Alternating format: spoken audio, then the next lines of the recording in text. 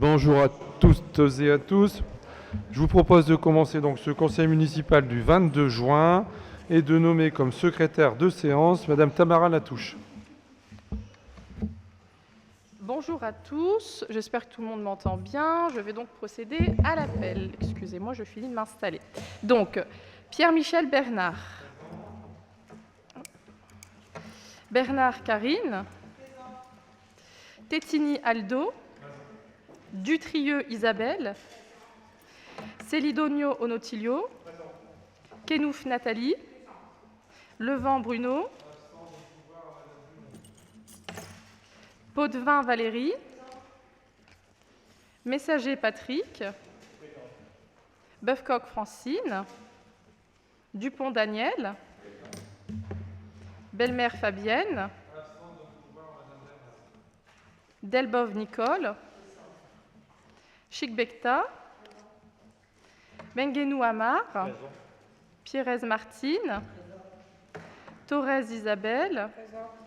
Amek Karim.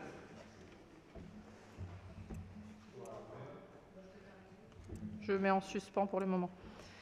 Nacri Ludovic. Lecomte Gauthier. De Gogh Cédric. Tami Mehdi. Gandao Videwenou. Présent. Choquet Christine. Dumont Sarah. Toiti Leïla. Loutre Benoît. Latouche Tamara présente. Dordain Joël.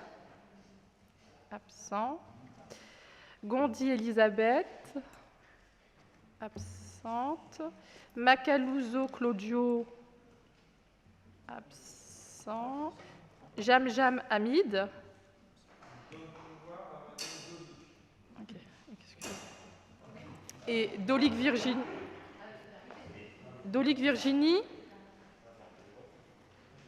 Absente également.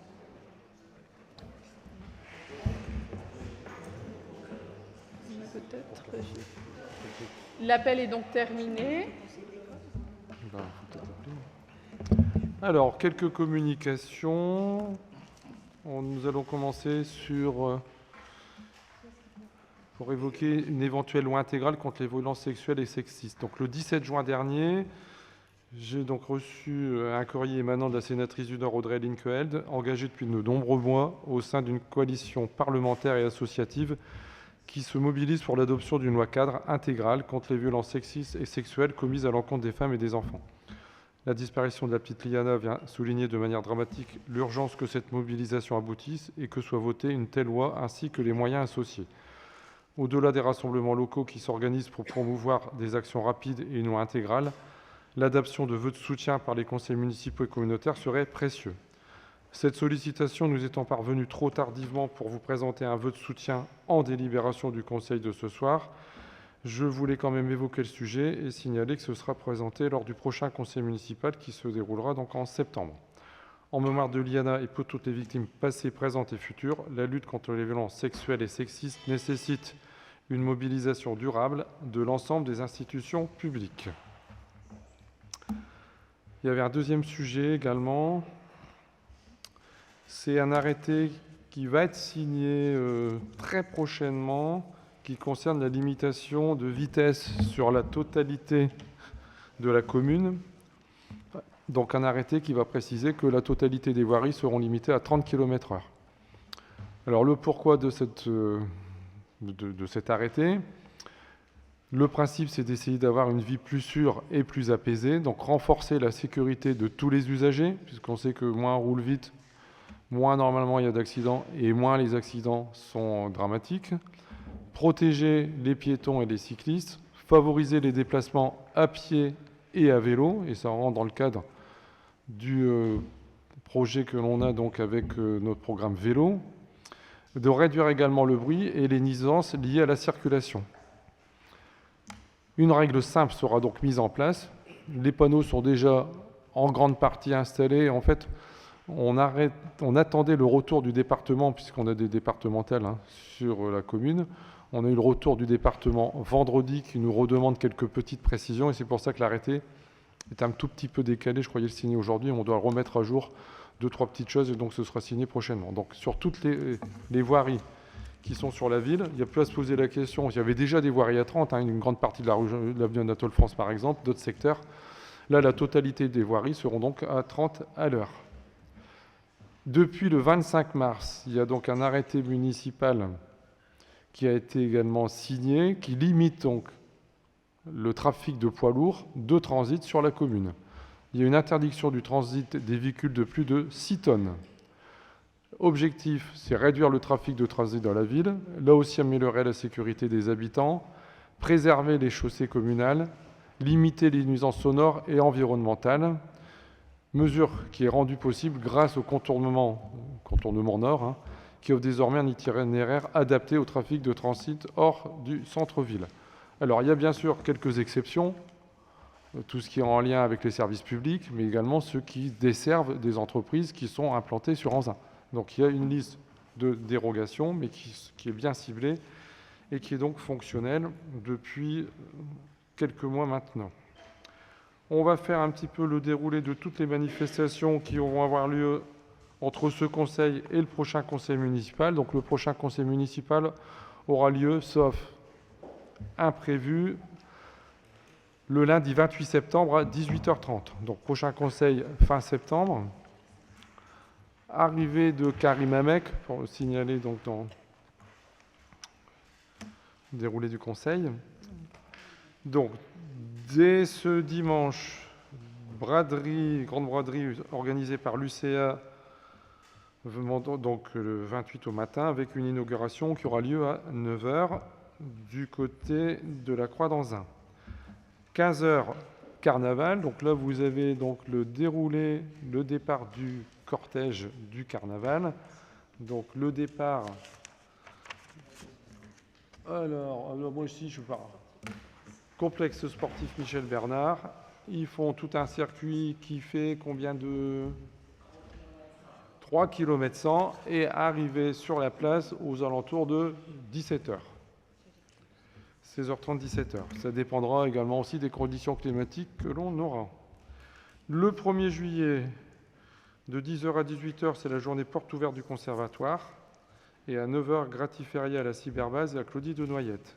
4 juillet, à 18h30, les Anzinades au parc d'Ampierre,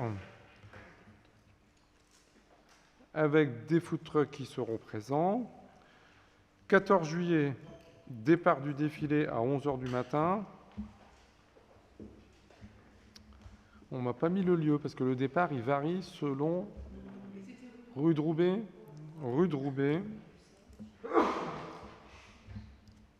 Et dès 19h, concert sur la place Roger Salengro. Alors, le concert pourrait être... On aura peut-être des petites modifications puisque c'est la demi-finale de la Coupe du Monde de football. Une des demi-finales tombe le 14 juillet, l'autre demi-finale, je crois que c'est le 15. Donc, si jamais la France joue la demi-finale le 14 juillet, ce que nous souhaitons, je pense presque tous, il y aurait donc le concert de Julien Lieb qui aurait lieu, donc arrivée de Madame Dolic. Et donc, le concert du Julien Lieb serait avancé en accord avec le producteur et le chanteur. Et la retransmission se ferait sur écran géant juste après le concert et avant le feu d'artifice, puisque la demi-finale a lieu à 21h. 18-19 juillet, nos quartiers d'été au Parc Mathieu, avec l'inauguration le 18 juillet à 14h, donc organisée par l'association du quartier de la Verrie. Si la France est en finale le 22 juillet, il y aurait également une retransmission sur écran géant. 29 août, 19h30, ciné plein air au Parc d'Ampierre. Donc je pense que c'est fini. Donc, il y avait les votes pour décider du film qui allait être choisi. Le 2 septembre à 18h, c'est la cérémonie de libération de la ville. Rendez-vous au cimetière centre. Le 18 septembre à 18h, c'est la cérémonie d'accueil des nouveaux arrivants à l'hôtel de ville. Le 18 septembre également, le 19 septembre dès 9h, c'est le World Clean-up Day sur la place Roger Salengro. 14h30, vernissage de l'exposition Les Villes Nouvelles par Guillaume Le Riche à la médiathèque. Journée du patrimoine 19 et 20 septembre, supervisée par notre conseiller délégué au patrimoine, avec plein de propositions qui vont être réalisées. vous aurez les informations prochainement. 20 septembre, banquet d'automne à la salle des fêtes. Il me manque le forum des assos qui a lieu tout début septembre. C'est le premier week-end de septembre, c'est le forum des assos le samedi 5. Samedi 5. Donc il me manquait ça dans la liste. Donc le 5 septembre, c'est important. 5 septembre, forum des assos. Toujours au parc d'Ampierre. J'ai fini en communication. Y a-t-il des remarques sur le procès-verbal du dernier conseil municipal du 28 avril? Il n'y a pas de remarques. On passe.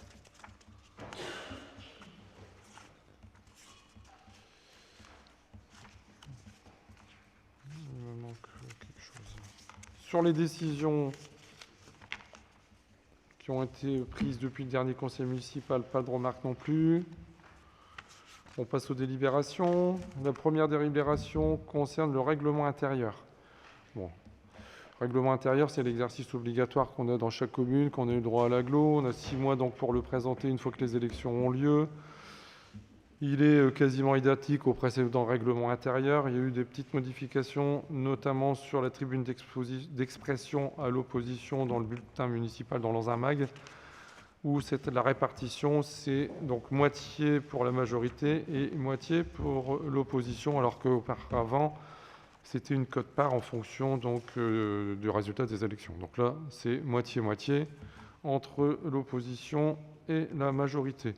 Sur le reste des informations, il n'y a quasiment pas de nouveautés. Les éléments les plus importants sont dedans. S'il y a des questions sur le règlement intérieur, non, on peut passer au vote. Qui vote contre? Abstention. Voté à l'unanimité. La deuxième délibération va être rapide également. C'est classique une fois qu'il y a eu des élections. C'est pour la création de la commission locale d'évaluation des transferts de charges qu'on appelle la CLECT, qui est donc liée avec Valenciennes Métropole. La finalité donc, de ce conseil, c'est donc l'évaluation des charges transférées des communes membres à Valenciennes Métropole lors de chaque nouveau transfert de compétences. Afin de limiter le nombre d'instances et de réunions, il est proposé de mettre en place une CLECT reprenant la configuration du conseil communautaire de Valenciennes Métropole. Il est donc proposé que les conseillers communautaires de la commune, à la communauté d'agglo, sont nommés à la CLECT. Vous avez la liste, donc M. Bernard, Mme Dutrieux, M. Tétini, Mme Bernard, M. Célidonio et M. Dordain. Bon, ça va être la même délibération dans toutes les communes de l'agglo. Pas de questions, je pense. Qui vote contre? Abstention. Voté à l'unanimité. Nous allons attaquer les délibérations qui concernent les ressources humaines. Mme Bernard. Merci, Monsieur le maire. Bonjour à tous. Donc, la délibération numéro 3 porte sur la modification de la grille des effectifs. Donc, je vous propose une stagiairisation d'un adjoint d'animation à temps complet qui faisant fonction d'ATSEM. Donc, c'est toujours dans notre cadre de notre politique de résorption de l'emploi précaire. Donc, je vous propose de nommer cet agent qui était sous contrat. Son contrat se termine. On lui propose donc le poste, comme c'est un poste permanent, donc à partir du 1er septembre. Ensuite, nous avons un agent qui a réussi son concours d'assistant d'enseignement artistique principal de seconde classe à temps donc non complet, mais 10 heures semaine. Donc, c'est ici où il est, nous sommes son employeur principal, pardon. Donc, c'est à nous de le nommer sur ce poste. Ensuite, dans le cadre de la réorganisation du service jeunesse animation, donc nous revalorisons les temps de travail hebdomadaires de 8 agents animateurs relais qui sont dans les différentes écoles de la ville pour les passer à temps complet. Initialement, c'était des contrats qui allaient de 29 à 32 heures. Ce qui leur permettra de faire, par exemple, les mercredis également. Donc ensuite, nous proposons le recrutement d'un officier d'état civil suite à la réorganisation du service et à la mobilité d'un agent. Donc, pour l'instruction des actes d'état civil, le traitement des demandes de mariage, gestion des cimetières communaux, gestion administrative courante. Donc, c'est un recrutement sur les cadres d'emploi des adjoints administratifs et des rédacteurs.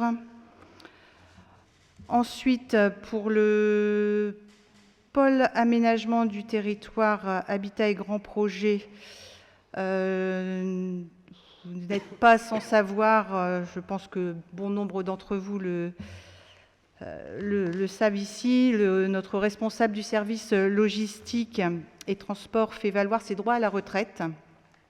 Donc j'en profite que la parole m'est donnée pour le remercier pour le travail qu'il a effectué depuis de nombreuses années au sein de la commune d'Anzin. Qu'il sache que j'ai vraiment apprécié de travailler avec lui et donc je lui souhaite vraiment une belle retraite. Donc ce départ nécessite la réorganisation du service. Donc afin de renforcer donc, le service, nous proposons la création d'un emploi permanent d'agent polyvalent du patrimoine bâti, logistique et transport. Donc en fait, on étoffe un peu le poste de recrutement. Donc là, on remplace pas, c'est pas le poste du directeur, enfin du responsable de service. Hein. C'est quelqu'un qui sera nommé responsable du service logistique et ça nous permet de recruter un autre agent qui aura d'autres missions, un peu plus complémentaires. Donc bien sûr, si la recherche de candidats statutaires s'avère infructueuse, nous proposons, grâce à la délibération numéro 4 que je vous propose de voter en même temps que celle-ci, de pouvoir recruter un contractuel. Donc voilà. Ensuite, pour le pôle développement social et territorial durable, donc, nous avons la convention adulte relais concernant un poste de médiateur, plutôt médiatrice devrais-je dire, scolaire, qui était signée avec les services de l'État et qui prend fin au 30 novembre. Donc nous vous proposons d'ores et déjà de poursuivre le contrat. Donc le rappel des missions qui sont quand même très importantes, c'est lutter contre l'absentéisme et le décrochage scolaire, lutter contre les violences à l'école mais également dans les familles et d'assister la référente école-famille. Donc pour rappel aussi, l'État accorde à l'employeur une aide forfaitaire annuelle dont le montant représente environ 80% du coût total de la rémunération versée, ce qui équivaut à environ 21 100 € sur une année. Donc là, il s'agit en fait de renouveler le contrat avec notre médiatrice. Voilà, on peut passer au vote du 3 et 4. Alors, on passe au vote. Il y a des questions ? Madame Dolic, oui. Bonjour à tous, désolée pour mon retard. Alors j'ai toujours des questions sur les ressources humaines, ça m'interpelle un petit peu. Est-ce qu'on a un cadre d'emploi légal au niveau de la commune ? C'est-à-dire ? C'est-à-dire le nombre de personnes qu'on peut recruter en catégorie A, catégorie B, catégorie C, contractuelle, etc. Est-ce que ça existe au niveau de la commune ou au niveau de la communauté d'agglo, notamment ? Je pense, non, ici, ça n'existe pas. Enfin, c'est-à-dire, vous voulez dire si on a, admettons, je dis n'importe quoi, 20 cadres A, 50 B, c'est ça ? Donc non. Donc là, les services me disent que de toute façon, on ne peut pas mettre de quotas parce que de toute façon, ce n'est pas légal et ça contrevient à la libre administration des collectivités, quoi. Donc, dire qu'il y a des quotas pour les cadres A, les 4B, les 4C, ça n'existe pas, ce n'est pas légal. Donc, de toute façon, nous, on n'a pas on a les emplois qui sont créés sur la totalité de la commune. Les emplois sont ouverts. On ne recrée pas obligatoirement de postes. S'il y a quelqu'un qui part, on recrute. Mais des fois, c'est pour ça qu'on met plus de postes parce qu'on ne sait pas sur quel niveau on va les recruter. Donc, on ouvre et on referme les postes. Mais quand il y a quelqu'un qui quitte son poste référencé, on recrute sur ce pôle-là, sur ce poste qui est marqué le niveau, mais avec des grades différents en fonction de qui on va recruter. Mais il n'y a pas de quotas spécifiques sur les cadres A, les cadres B, les cadres C. Mais si c'est un B qui part, c'est pas forcément... Alors dire que c'est pas légal, c'est pas tout à fait vrai. Voilà.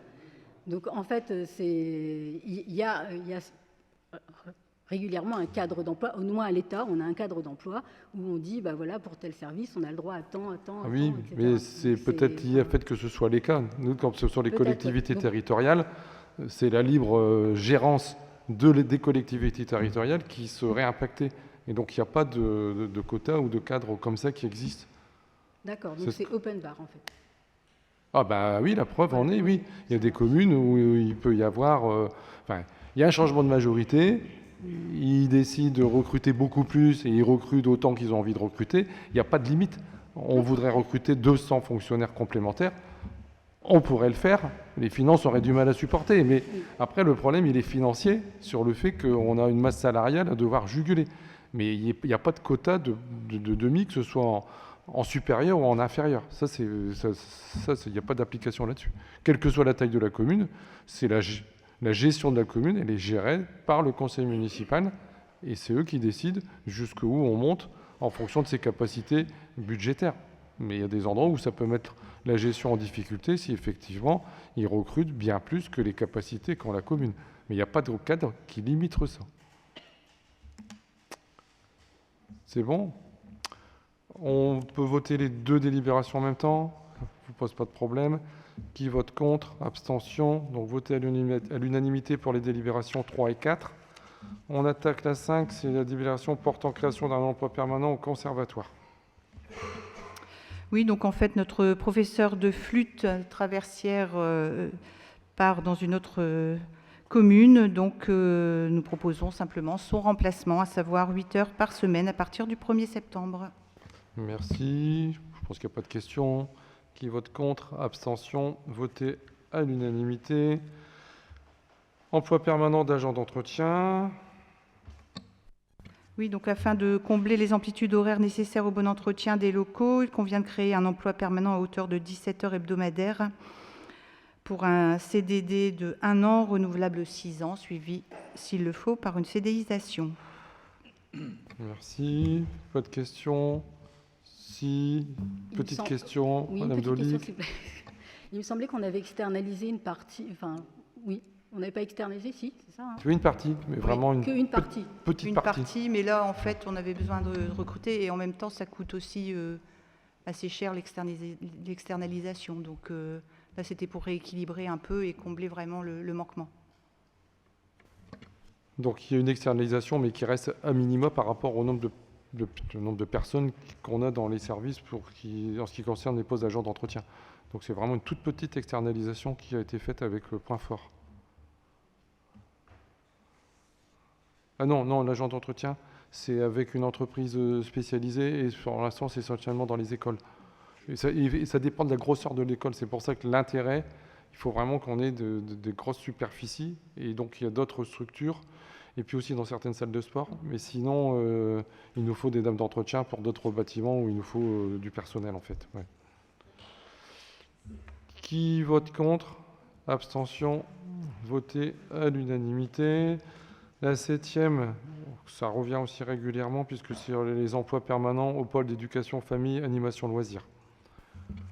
Oui, donc en effet, il s'agit ici de renforcer les services du pôle éducation, famille, animation, loisirs par des agents contractuels sur des emplois permanents à temps non complet pour la gestion et l'encadrement des enfants pendant les temps scolaires et périscolaires.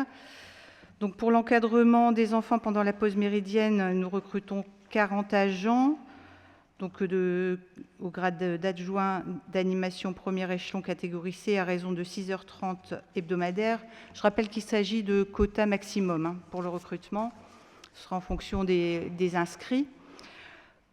Et c'est valable pour chaque recrutement. Donc pour l'encadrement des enfants pendant la pause méridienne, également les garderies du matin et du soir, on aura 15 agents à 15h30 par semaine. Et pour l'encadrement du CLAS, donc je rappelle le CLAS, un contrat local d'accompagnement à la scolarité, c'est-à-dire aider les enfants à comprendre les devoirs, à apprendre les leçons, expliquer un cours qui a été mal compris ou réviser les fondamentaux, motiver l'enfant si besoin et l'encourager. Donc là, nous recrutons 8 agents, catégorie B, 4h15 par semaine et un agent à 7h15 par semaine. Donc ce sont sur des CDD de 1 an, renouvelables 6 ans, suivis, s'il le faut, par une CDIsation. Merci. Question, Madame Dolic. Oui, alors sur les agents, c'est bien 40 plus 15, c'est bien 55 agents recrutés. Est-ce qu'on a fait l'étude pour mutualiser les 15, enfin d'aller rechercher les 15 agents dans les 40 agents qui sont recrutés pour le midi? Non, en fait, c'est parce que ça concerne les mêmes horaires. Donc à un moment donné, on est obligé d'avoir les effectifs. Parce qu'en fait, les 15 agents, ils font pause méridienne, garderie, que les autres, ils font que pause méridienne. C'est parce qu'en garderie, on n'a pas besoin d'avoir autant de personnes que ce qu'on a durant la pause méridienne. Donc c'est pour ça qu'il y a ce delta. Oui, mais la pause méridienne, enfin, c'est la cantine, etc. Donc en fait, c'est les mêmes agents que le midi, puisque c'est les agents Oui, pour les pendant 15. la pause méridienne. Sur les 15 agents, oui. Mais les 40, on n'en a pas besoin, entre guillemets, on n'en a besoin qu'à la pause méridienne. On n'en a pas besoin en périscolaire. Donc le midi, on a besoin de 55 agents, c'est ça? Ouais. Enfin, au maximum, on aura besoin de 55 agents. Ok. En fonction des effectifs, ça peut être revu à la baisse ou en augmentation. Il faudra qu'il y ait une nouvelle délibération. Mais là, la délibération, elle est passée pour une année. Il va y avoir les inscriptions scolaires qui vont revenir à partir du mois de septembre. On sait tous que les effectifs partout ont tendance à baisser. Et donc, à partir de là, c'est le nombre maximum d'agents. Mais en pleine... À taux plein, il nous faut 55 personnes le midi. J'ai une autre question, excusez-moi. La typologie des agents recrutés, parce qu'en fait, 6h30 par semaine, vous connaissez le salaire net d'un agent à 6h30 mensuellement? Je vous laisse... Oui, non, mais les fiches de paie, elles sont faites à la mairie, et donc on connaît aussi. Enfin, c'est un ratio par rapport à celui qui est à temps plein. Parce que les salaires, généralement, ne sont pas très élevés. Donc, de toute façon, on se doute bien que c'est le minimum. Mais les personnes qui sont recrutées, moi, je ne veux pas dire que c'est moi qui fais le recrutement sur ce personnel, non. Bon. Donc, le personnel qui est recruté sont gérés par les services. Éventuellement, si nécessité, mais sur ces postes-là, non. Parfois, il peut y avoir un conseiller délégué ou une adjointe qui est concerné par la délégation. Donc là, après, 6h30, ce sont des personnes qui, effectivement, parfois prennent ça en attendant de trouver plus, et puis peuvent travailler sur d'autres structures ou d'autres possibilités. Et c'est pour ça qu'on est en train de travailler pour, justement, peut-être aussi externaliser certains postes. On est en réflexion là-dessus, avec des structures qui commencent à prendre en charge cette possibilité-là, où nous, on leur propose 6h30, et cette structure-là pourrait leur les proposer sur d'autres possibilités d'accueil d'enfants pour complémentaire, faire aller en complément du revenu, parce que c'est sûr qu'avec 6h30, ils ne peuvent pas faire grand-chose. Donc là, il y a un travail qui est effectué actuellement entre les différents services qui sont concernés, les RH, et des structures qui commencent à mettre en place. Enfin, il y a une structure qui commence à mettre en place ce genre de choses, et on pourrait le mettre en place pour la rentrée de septembre. Ouais, parce qu'en fait, est-ce qu'on a regardé la possibilité de mutualiser avec d'autres contrats, pas forcément ceux-là, mais avec d'autres contrats, d'autres petits contrats? De chez nous? Oui. Ah ben oui.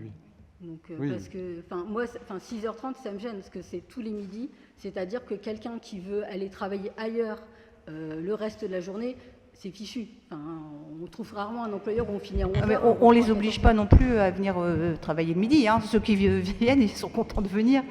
Mais après, il n'y a pas que non plus des gens qui veulent travailler à plein temps ou pas. On a aussi des demandes pour juste ce contrat, 6h30. Ils ne veulent pas plus, parce que ce sont des mères de famille. Donc, elles préfèrent récupérer leurs enfants après les cours, ou alors des étudiants, ça leur convient de travailler que pendant cette période-là. Donc, on a un peu tous les profils. Mais après, bien sûr, depuis le début, de toute façon, on essaye de résorber les emplois précaires sur la commune, et dès qu'on le peut, on propose bien sûr des titularisations et, si possible, à temps plein. Oui, alors pour les étudiants, je vais vous dire, un contrat de 6h30 pour un étudiant, pour avoir travaillé avec un certain nombre d'étudiants pendant quelques années, 6h30, ils ne prennent pas. Hein. C'est au minimum 8 heures, voire 10 heures, voire 12 heures, mais 6h30, en question argent de poche, ça fait, pour un étudiant... On ne vous donnera pas les noms, mais on peut vous certifier qu'on a des étudiants qui sont aujourd'hui ces postes-là. Bah si, vous venez de dire le contraire. Vous venez de dire qu'il n'y en avait pas. Faut pas faire une généralité de ce que vous pensez, hein. Il y a des étudiants qui, à défaut d'autre chose, effectivement, prennent 6h30. Mais aujourd'hui, je comprends que ça part d'un bon sentiment, mais la commune, aujourd'hui, on n'a pas la capacité de leur dire, pour vous faire plaisir, on va vous prendre 5h30 ou 6h30 de plus pour faire je ne sais pas quoi. On a aussi un cadre budgétaire à respecter. Et aujourd'hui, ces personnes-là, ce qu'on peut prendre, c'est 15 agents qu'on prend en complément pour les pauses méridiennes, font 15h30. Sinon, ben, oui, on peut se dire, on va peut-être en prendre que 10, et puis sauf que les heures du périscolaire, elles restent limitées également entre la fin de l'école et puis quand les parents viennent les rechercher. Et on ne peut pas leur créer des heures si on ne va pas les occuper. L'idée n'est pas de créer des heures, c'est de savoir si on a réfléchi à la mutualisation des contrats, etc. Donc voilà où est ma question. Enfin, Oui. ça reste pour moi un petit salaire. Pour une mère de famille, alors tout le monde va faire des courses, hein, faites le calcul sur 6h30 et vous allez voir que vous n'allez pas très loin pour nourrir vos enfants. Donc d'où ma question. Merci. Mais il y a des mères de famille qui ne désirent pas travailler plus, Madame Dolic. Il faut prendre ça en compte aussi. On ne va pas leur dire ah ben non, on ne vous prend pas, vous êtes mère de famille. Non, non, tout compte fait 6h30, c'est pas assez pour vous, allez voir ailleurs. Ben non, mais c'est un peu ça. Enfin, je veux dire. Bon. Sur cette délibération-là, c'est comme ça depuis je ne sais pas combien d'années. Dont le mandat précédent. Oui, mais... Et les 6h30 sont restés 6h30. Oui. Et donc il n'y a rien de neuf. Voilà. Je reviens dessus parce que ça me choquait déjà au mandat précédent, donc voilà. Ah oui, c'était déjà depuis et le mandat précédent. Ces postes-là, obligatoirement, sur ces heures-là, ils ont toujours existé à partir du moment où on a la cantine. On savoir que la cantine n'est pas...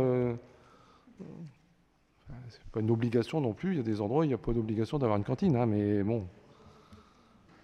Donc on met le nombre d'heures en fonction de ce qu'on peut mettre en place, je le répète. On va passer au vote. Qui vote contre? Abstention. Voté à l'unanimité. On continue sur la 8e délibération. Oui, donc là, c'est en prévision des petites vacances scolaires et des grandes vacances scolaires aussi, des mercredis également en période scolaire, et aussi de nos capacités maximales d'accueil des enfants. Nous devons renforcer les services du pôle éducation, famille, animation, loisirs pour la tenue des accueils collectifs de mineurs, les ACM, donc ex-CLSH ou centre aéré. Donc pour les périodes des mercredis, petites et grandes vacances scolaires. Donc un recrutement au maximum de 45 agents par période. Le nombre d'agents à recruter pour encadrer et animer les activités de ces ACM est basé sur le nombre d'enfants qui sont, théoriquement, que nous pouvons accueillir dans ces structures. Et un ajustement, bien sûr, est effectué en fonction des inscriptions. Donc, en fonction de la nature des missions occupées, du profil des agents, leur rémunération est évidemment basée sur un grade et un échelon selon les postes qu'ils occupent. Donc là, à savoir parmi tous les postes, nous avons les postes de directeur, directeur adjoint, surveillant de baignade, assistant sanitaire, animateur diplômé, animateur stagiaire mineur et animateur non diplômé. Donc maintenant, on a bien une différence entre les stagiaires majeurs et les mineurs, qui ne sont pas sur le même nombre d'heures. Donc les agents majeurs travailleront 10 heures par jour selon un calendrier bien défini avant chaque période. Les mineurs, quant à eux, seront recrutés pour un encadrement de 8 heures maximum par jour, toujours bien sûr qui sera défini avant chaque période. Donc pour les mineurs, il ne faudra surtout pas dépasser les 35 heures semaine. Donc pour chaque période de vacances scolaires, il conviendra de rajouter un temps de travail pour la préparation des activités et les réunions de travail, à savoir 10 heures pour chacune des 2 périodes de grandes vacances et 5 heures pour chaque petite vacances. Y a-t-il des questions? Oui. Les agents recrutés dans le cadre des petites vacances et des grandes vacances sont les mêmes que ceux du midi et ceux du soir, ou enfin, on les favorise quand même?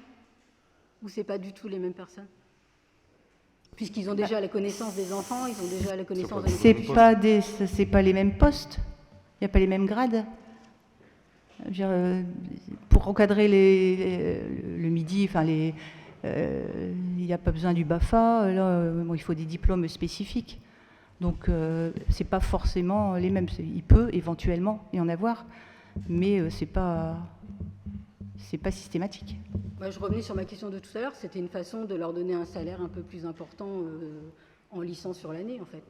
Oui, mais enfin, là, sur les accueils collectifs de mineurs, il y a des textes aussi qui nous obligent sur l'encadrement des enfants qui ne sont pas le même que durant la pause méridienne. Et durant la pause méridienne, on dit c'est 55, mais on a également du personnel qui sont à temps complet, qui sont titulaires et qui accompagnent également durant la pause méridienne en complément. Donc là, les postes qu'on prend, c'est ceux qui sont en complément de ceux qui sont déjà titulaires de la fonction publique. Donc là, sur les ACM, c'est effectivement, généralement, il faut au minimum le BAFA. Et puis après, il y a ceux qui sont en préparation du BAFA et qu'on essaye de prendre. En sachant que le texte qui est passé avec les agents mineurs pose un sacré problème d'organisation. Moi, j'ai des communes qui ne prennent plus d'agents mineurs. 8 heures, quand ils partent en voyage, quand ils font leur journée de sortie, mais ils ne peuvent pas partir. Donc, ils ne peuvent pas avec le groupe avec qui ils sont. Ils ne peuvent pas terminer comme les autres quand est-ce qu'ils terminent, puisqu'ils ne peuvent pas faire les 10 heures, mais les 8 heures. Enfin, c'est vraiment le casse-tête pour celui qui organise ce qu'on disait, les CLSH ou ACM. C'est vrai que c'est compliqué à mettre en place. Alors, on continue à le faire, mais c'est vrai qu'on est obligé de limiter le nombre parce que sinon, on n'arrive pas non plus à faire un accueil avec le nombre de personnes qu'il faut pour accompagner les personnes. Et sinon, on change les groupes sans arrêt. Et donc, c'est vraiment un problème que je tenais aussi à signaler si personne ne l'aurait évoqué, parce que c'est vrai que ça, c'est vraiment une problématique. Alors, c'est pas ce que je remets en doute. Hein. Enfin, je me doute bien que c'est compliqué, etc. Après, enfin, sur le problème du BAFA, ça n'est pas un problème. Enfin, on peut former les gens au BAFA. C'est le cas, c'est le cas. C'est le cas, et on participe même au financement pour faire le BAFA. Très bien, merci. Depuis de nombreuses années également. Après, si je peux vous rassurer, Madame Dolic, sachez que le service RH est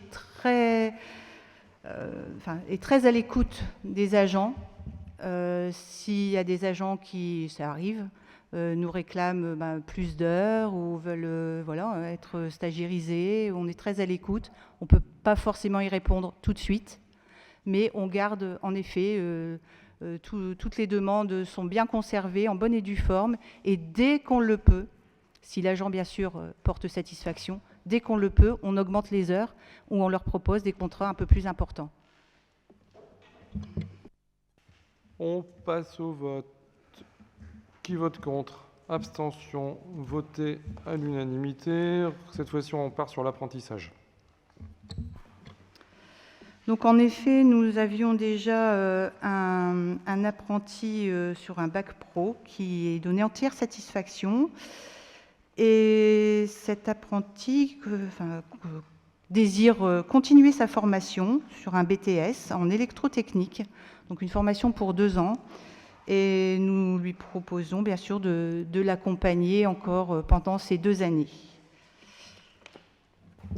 Pas de questions. Qui vote contre? Abstention. Voté à l'unanimité. La deuxième, c'est pour la mise en place d'emplois de vacataires. Oui, donc là, c'est tout nouveau pour nous. Donc, les collectivités territoriales, vous le savez, peuvent recruter des vacataires. Donc, bien sûr, sous certaines conditions, donc 3 principales. Donc, un recrutement pour exécuter un acte déterminé, un recrutement discontinu dans le temps et répondant à un besoin ponctuel de l'établissement public et une rémunération attachée à l'acte. Donc, en fait, c'était donc vraiment afin de répondre à des besoins vraiment ponctuels que nous proposons de valider le recrutement des vacataires. Pour exemple, on fait une animation comme les jardinades. On avait besoin de quelques animateurs, mais vraiment sur très peu de temps, que sur ce week-end-là. Parmi nos animateurs, personne n'était disponible. Les animateurs qui avaient des petits contrats non plus. Du coup, on propose des vacations. Donc les domaines d'intervention ne seront pas que sur l'animation, mais aussi ça peut être sur surveillance, sécurité lors de manifestations publiques, pour des aides d'activités périscolaires extrascolaires, des prestations de services ponctuels lors d'événements municipaux ou toute autre mission relevant des compétences de la commune nécessitant un renfort, je dis bien, ponctuel. Donc les rémunérations des vacations donc, sont toujours faites après service fait et sont fixées sur la base d'un montant qui est détaillé dans le tableau qui vous est fourni. Merci. Des questions? Pas de questions sur les vacataires. Qui vote contre? Abstention? Voté à l'unanimité. Désignation du délégué élu auprès du Comité national d'action sociale. Oui, donc comme à chaque début de mandat, nous devons procéder à la désignation du délégué élu auprès du CNAS. Et donc, je vous propose d'être ce représentant auprès du CNAS. Pas de questions. Qui vote contre? Abstention? Voté à l'unanimité. Merci. On va changer de thématique. Sport vie associative. Madame Bavkop, attribution d'un complément de subvention au titre de l'exercice 2026 pour l'association Union Canine Arzinoise. Merci, Monsieur le maire. Alors, lors du conseil municipal du 24 avril 2026, l'association Union Canine Arzinoise s'est vue attribuer une subvention de 2 000 € identique à l'exercice 2025. L'association assure désormais l'entretien du terrain, mission qui était auparavant dévolue au service de la ville. Il est proposé de lui verser un complément de subvention représentant la charge supplémentaire pour l'association. Ce crédit sera amputé sur le budget 2026 au chapitre et à l'article correspondant. Sur ces bases, après examen complet de la demande, il est proposé au conseil municipal de bien vouloir attribuer le montant de 500 € à l'Union canine arzinoise et d'autoriser Monsieur le maire et son représentant à signer tous les documents nécessaires à la mise en œuvre de la présente délibération. Merci. On a déjà deux associations qui ont eu un coup de pouce parce que c'est eux qui font le tracé pour le foot ou le rugby. Ça nous permet de limiter l'intervention du personnel aussi parfois sur des créneaux qui sont compliqués. Donc là, c'est l'asso qui gère et donc on la rétribue pour qu'il ne soit pas non plus perdant par rapport à acheter l'huile, l'essence, enfin tout ce qu'il faut pour que ça fonctionne et le temps passé. Qui vote contre? Je pense que qui s'abstient? Voté à l'unanimité. On attaque. On change aussi de thématique. On va évoquer la taxe sur la vacance des locaux d'habitation, la TVLH, qui remplace la TVLH. Il faut faire attention, parce qu'il faut... Monsieur Tétini. Merci, monsieur le maire. Bonsoir, messieurs, dames. Taxe donc sur la vacance des locaux d'habitation, appelée donc TVLH. La vacance prolongée et des logements constituent un frein à la mixité sociale et à l'occupation équilibrée du parc immobilier. La commune souhaite poursuivre sa politique de lutte contre la vacance résidentielle prolongée afin de favoriser la remise sur le marché locatif des logements et de répondre aux besoins en habitat compte tenu du nombre significatif de logements durablement vacants sur le territoire communal. En situé en zone non tendue, arrêté ministériel du 5/9/2025. Par délibération du conseil municipal du 26 septembre 2016, la commune a institué sur son territoire la taxe d'habitation sur le logement vacant, TVLH, alors je répète, THLV, à compter du 1er janvier 2027. Cette taxe est supprimée et remplacée par la taxe sur la vacance des locaux d'habitation. Alors, TVLH, prévu à l'article 1406 bis du Code général des impôts. Conformément aux dispositions législatives en vigueur, La présente délibération doit être adoptée avant le 1er octobre 2026 afin de permettre l'application de la TVLH aux impositions établies au titre de l'année 2027. Contrairement à la THLV, dont le taux était obligatoirement adossé à la taxe d'habitation sur les résidences secondaires, THRS, la TVLH offre désormais une autonomie de fixation du taux aux collectivités territoriales. Ainsi, le conseil municipal peut fixer librement le taux de cette taxe sans lien avec les autres impositions locales dans la limite d'un plafond fixé par la réglementation en vigueur. Par ailleurs, la réforme modifie les modalités de prélèvement des frais par l'État.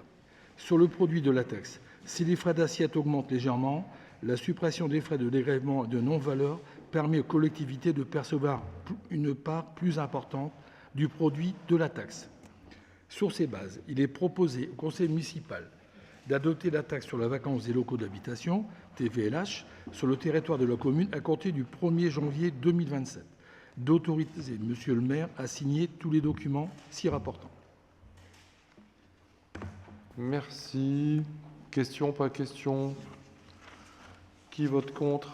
Abstention? Voté à l'unanimité. Moi, je veux dire que c'est important qu'on la mette en place. Nous sommes dans les 3 communes où il y a le plus de logements vacants sur l'aglo. Donc, il n'y a pas, il faut arriver à trouver des solutions. Donc là, c'était pour pouvoir la mettre en application en 2027. Et il y aura une délibération au mois de septembre pour fixer le taux que l'on va mettre en place. Puisque le taux peut être... on a des marges de manœuvre qui nous sont données aujourd'hui et donc on peut augmenter les taux, les diminuer. Enfin bon, on peut décider aussi de considérer que qu'il y a eu une petite amélioration, mais pas à la hauteur espérée, et que peut donc se poser la question d'augmenter la taxe sur les logements vacants. Madame Delis. Alors, j'ai peut-être raté l'information, mais vous l'avez donné le taux de vacances ou pas ouais. Là, tout de suite, non, mais on doit tourner, on est aux alentours de 9-10%. Ah oui, non, il y a un taux qui est conséquent, à peu près, mais on est dans ces eaux-là. Mais on vous le donnera en septembre, il y aura une délibération qui va revenir sur ce sujet pour fixer le taux, et on pourra donner des éléments chiffrés plus importants. 259 logements recensés en 2026. Non, je pense pas. Je pense pas que ce soit que ça. Bon. Voilà. Plus de 2 ans. C'est bon. Enfin bref. On reviendra sur les chiffres. Oui. Qui est contre? Abstention, donc voté à l'unanimité. Je l'avais déjà fait, mais au moins c'est sûr que ça a été voté. La 14e concerne une demande d'autorisation environnementale pour Gazonor, réalisation mise en exploitation de sondage de captage de gaz de mine. Monsieur Tétini. Merci, monsieur le maire.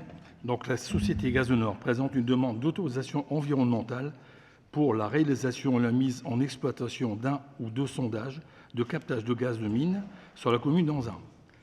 Le projet a pour objet la valorisation du gaz issu d'anciens travaux miniers sous forme d'électricité, très important, et le cas échéant de chaleur au moyen d'installation de compression de production raccordée au réseau électrique. La société Gazonor souhaite réaliser et mettre en exploitation un ou 2 sondages à une profondeur de 210 mètres environ, rue du Coron des 10, sur les parcelles cadastrées AD 103 et AD 150. Il ressort de l'étude d'impact que les enjeux environnementaux identifiés sont globalement faibles à modérés, sous réserve de la mise en œuvre des mesures d'évitement, de réduction et de suivi prévues par le pétitionnaire.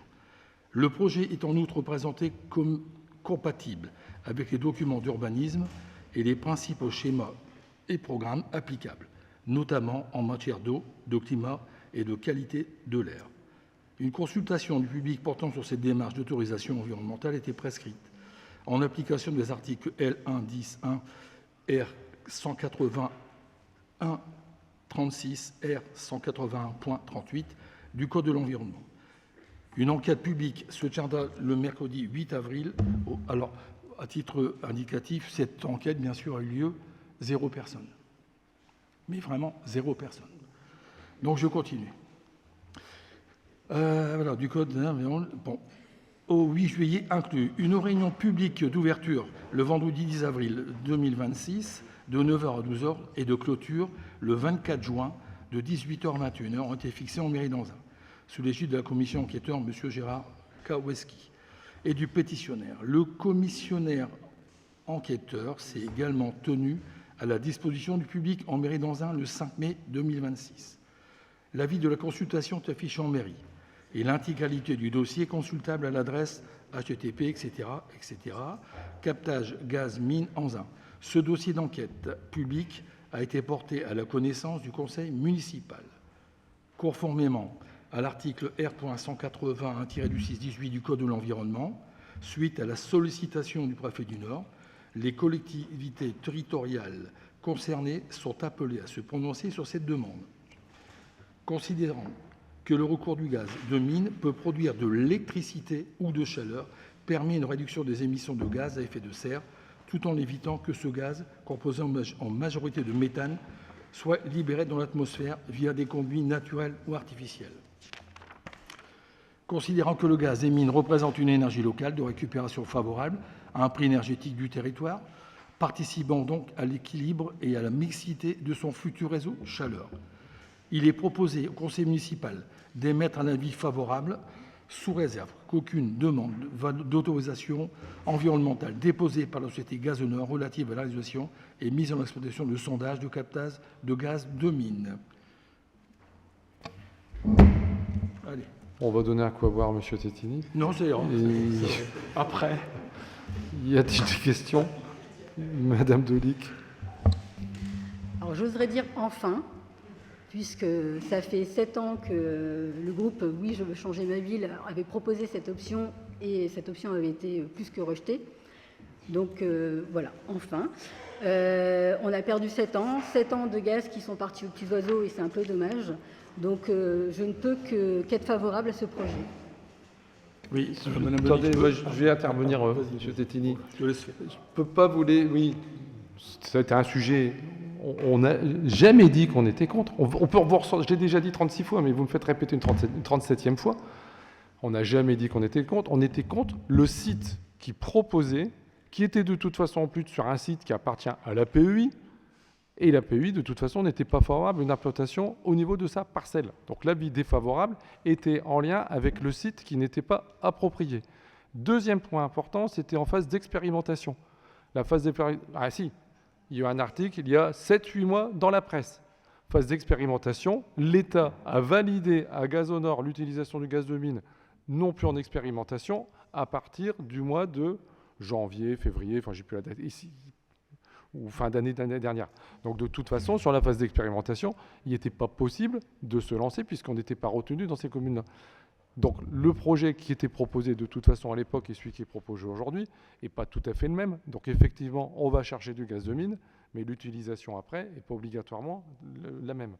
Donc on n'a pas perdu de temps parce que de toute façon, après, donc là c'est un projet qui est porté par Valenciennes Métropole qui va essayer de trouver, donc, dans le cadre aussi du réseau de chaleur de l'agglo, et c'est donc Gazonor qui va réaliser, et c'est le seul Gazonor qui est en capacité et qui a le droit d'utiliser, donc d'aller chercher le gaz de mine. Sauf qu'une fois qu'on va chercher le gaz de mine, effectivement, il faut l'utiliser d'une façon ou d'une autre avec des investissements qui sont conséquents et qui sont importants pour celui qui décide d'aller sur le traitement de ce gaz de mine. Donc il n'y a pas eu 7 années de perdu, puisque de toute façon, il aurait été en incapacité de mettre en route le projet avant.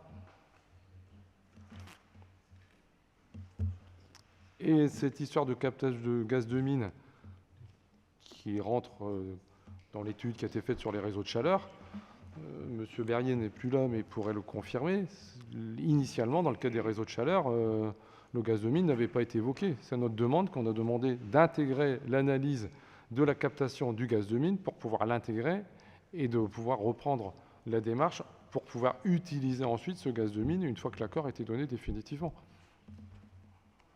Je pense qu'on peut relire les propos de l'époque. Vous n'étiez pas pour, j'en suis formelle. Et alors après, on peut pousser les études. Enfin, nous, l'idée, on avait poussé l'idée. Après, forcément, une idée, ça se développe et ça se retravaille. Donc, voilà. Donc, si, on est tout à fait d'accord. Complètement arrêté. Je suis pas. Mais vous ne retrouverez jamais de délibération où il est marqué qu'on est contre le gaz de mine. C'est pas vrai. Non, mais vous pouvez aller rechercher. Avril 2019, il me semble. Oui, ben vous regarderez, c'est marqué, c'est pour la localisation. On émettait un avis défavorable sur la localisation du captage du gaz de mine. Et donc, Mais on mettait un avis justement. défavorable sur la proposition de capter le gaz de mine. Quand il y a une idée comme ça qui est un peu innovante, ça peut être intéressant de pousser l'idée et de ne pas rejeter l'idée en bloc parce qu'elle vient de l'opposition. Enfin, je trouve que c'est un peu dommage. Mais la preuve en est que l'affaire a suivi son chemin, puisque aujourd'hui, on vous passe une délibération sur le captage de gaz de mine. Oui, mais c'est pas Anzin qui en bénéficie, et ça, c'est un peu dommage. C'est pas nous qui sommes à l'origine. Enfin, alors que Oui, bah, je sais bien qu'il fallait garder le théâtre municipal. Alors, ce sont des choix politiques, monsieur le maire, vous me l'avez dit la dernière fois. Donc, nous, nos choix politiques sont là. Pardon ? Vous m'avez dit la dernière fois sur une question que je vous ai posée, c'est mon choix politique, c'est Oui. un choix politique. Nous, nos choix politiques étaient là. Donc, Oui, non, mais vous restez sur le fait, parce que je parle du théâtre, tout le monde doit avoir son truc sur sa commune, avec les capacités de les faire ou de ne pas les faire. Donc, ça va nous coûter peut-être un bras, mais de toute façon, il faut un certain nombre d'années pour les mettre en place, ces projets-là, vous le savez aussi bien que moi. Et donc, le oui, je projet sais qui avait aussi été bien que vous, oui. proposé effectivement en 2020, il aurait de toute façon pas pu se mettre en place avant 2027. Donc, les habitants, ils n'auraient rien gagné jusqu'à l'instant T, et ils n'auraient rien gagné de très spécifique. Et je ne pense pas qu'ils vont en gagner beaucoup. Bon, on en rediscutera quand on fera le bilan. Ce sera un sur autre ce point. débat. Voilà. On va déjà aller chercher le gaz de mine et qui soit en capacité de le traiter, et puis après de voir comment ça se répartit sur ce qu'ils vont récupérer au niveau électricité. Qui vote contre? Abstention. Voté à l'unanimité. La 15e, on l'a fait plus courte, parce que c'est une demande d'autorisation environnementale de nouveau, mais c'est un projet qui n'est pas sur la commune, qui est le projet Macaron de Saint-Saulve pour la société Licamax. Merci, monsieur le maire. Donc, le conseil municipal est invité à émettre un avis sur la demande d'autorisation environnementale présentée par le projet Macaron à Saint-Saulve, porté par la société Licamax. Le projet consiste en l'implantation d'une usine de fabrication de matériaux actifs, de cathodes, pour batteries lithium-ion, ainsi que plusieurs ouvrages et aménagements associés dans un secteur de friche industrielle, friche Valouac. Le projet Macaron prévoit la production annuelle de 42 000 tonnes en matière active de cathodes destinées notamment à l'équipement d'environ 500 000 véhicules électriques, avec la création annoncée de jusqu'à 400 emplois directs. On ne parle pas d'emplois indirects ni quoi que ce soit. Ensuite, son alimentation énergétique nécessite un raccordement au réseau public de transport d'électricité. Le projet comprend également une ligne aérienne souterraine d'environ 3 km. Il fait l'objet d'une procédure de consultation en public en vue de l'obtention d'une autorisation environnementale d'un classement Céveso, seuil haut, et d'un permis de construire. L'étude d'impact met en évidence des enjeux environnementaux et humains significatifs, mais encadrés par un ensemble de mesures d'évitement, de réduction, de compensation et de suivi, notamment en matière de zones humides, de biodiversité, de gestion des eaux et de prévention des pollutions. Le dossier conclut à la compatibilité du projet avec les documents de planification applicables et à son insertion dans la dynamique de développement industriel du territoire. Une consultation du public se tiendra le 18 juin 2026 au 18 septembre 2026 inclus. Une réunion publique d'ouverture se tiendra le 23 mars, donc ça a déjà été fait à 18h. Ouais, 23 juin, pardon, ainsi qu'une réunion de clôture le mercredi 8 septembre. Se déroulant salle Athéna sur la commune de Saint-Saulve, 2 places du 8 mai. L'avis de consultation sera affiché en mairie et l'article du dossier est consultable à l'adresse http, etc. Ce dossier d'enquête publique a été porté à la connaissance du conseil municipal. Conformément à l'article R180-18 du Code de l'environnement, suite à la sollicitation du préfet du Nord, les collectivités territoriales concernées sont appelées à se prononcer sur cette demande. Sur ces bases, il est de proposer au conseil municipal d'émettre un avis favorable, sans réserve aucune, à la demande d'autorisation environnementale déposée par la société Licamax relative à la réalisation du projet Macaron de fabrication de matières actives et de cathodes. Merci. Question? Pas de question. Qui vote contre? Abstention? Voté à l'unanimité. On attaque les finances pour quelques délibérations. Alors, DPV 2026, sollicitation, signature de la convention d'attribution. Monsieur Messager. Merci, monsieur le maire. Alors, sollicitation et signature de la convention d'attribution DPV, dotation politique de la ville. La ville souhaite présenter 2 projets pour la DPV 2026. Le premier projet, espace récréatif et sportif, centre-ville et verrerie. Le montant proposé du projet, 536 625 € TTC. La DPV sollicitée, 357 750, soit une sollicitation de 66,67 du projet. Le deuxième projet, rénovation énergétique, salle de tennis et club house. Montant du projet, 86 643 € TTC. La DPV sollicitée, 57 762 €, soit une sollicitation de 66,67% du projet. Il est demandé au conseil municipal d'approuver les projets présentés, d'approuver leur plan de financement, d'autoriser monsieur le maire à solliciter la DPV 2026. Monsieur le maire. Y a-t-il des questions? Non. Madame Dolic? Non. C'est sûr? Oui. Moi, je reprécise, parce que c'est une délibération qui est quand même importante, puisque c'était quand même dans notre programme sur tout ce qui est aire de jeu, donc concerne le quartier de la Verrerie, donc plutôt destiné aux enfants de 3 à 12 ans, avec des réunions, pas publiques, des réunions pour les locataires par le bailleur organisé donc cette semaine et la semaine prochaine ou la semaine d'après, puisque les travaux vont débuter à partir du mois de septembre-octobre. Square de la République, également une aire de jeu pour les 6-15 ans. Un parcours dynamique type Move Rock sur le complexe sportif Michel Bernard, et au Parc Mathieu, un équipement complémentaire pour les 6-15 ans dans le cadre de l'évolution du Parc Mathieu vers un vrai parc familial. Voilà pour les précisions. Je passe au vote. Qui vote contre? Abstention? Voté à l'unanimité. On passe au fonds vert. Sollicitation de subvention pour 2026. Monsieur Messager, toujours. Alors, sollicitation et signature de la convention d'attribution du fonds vert. La ville souhaite présenter 3 dossiers pour le fonds vert 2026. Le premier dossier, rénovation énergétique, extension et renaturation de l'école Gallieni. Le montant du projet, 4 115 424 € TTC. Attends, non, c'était hors taxe. Bah ouais. Alors, monsieur François. Fonds vert sollicité 1 million d'euros, soit la sollicitation 24,29 du projet. Dossier numéro 2, renaturation de l'école élémentaire Jean Jaurès. Montant du projet 249 457 €.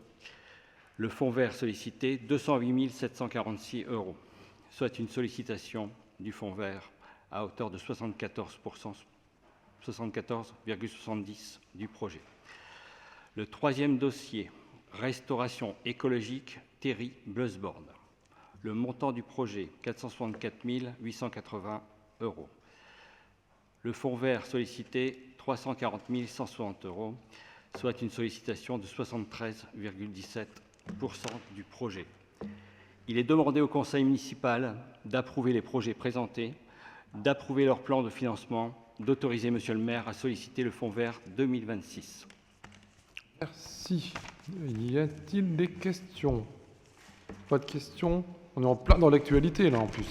Ah, là, on est en plein dedans. Voilà, puisque vous me tentez la perche. Oui, alors c'est pas, puisque on en discute, l'école Simone Veil, a priori, il y a un réel souci de chaleur. Enfin, elle est neuve. Est-ce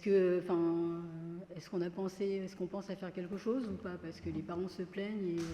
Moi, je vais vous laisser la parole. Madame Quenouf a fait la tournée de toutes les écoles, quasiment, enfin toutes, en tout cas pas si c'est pas elle, c'est les techniciens qui ont fait dans toutes les écoles pour faire les mesures de température.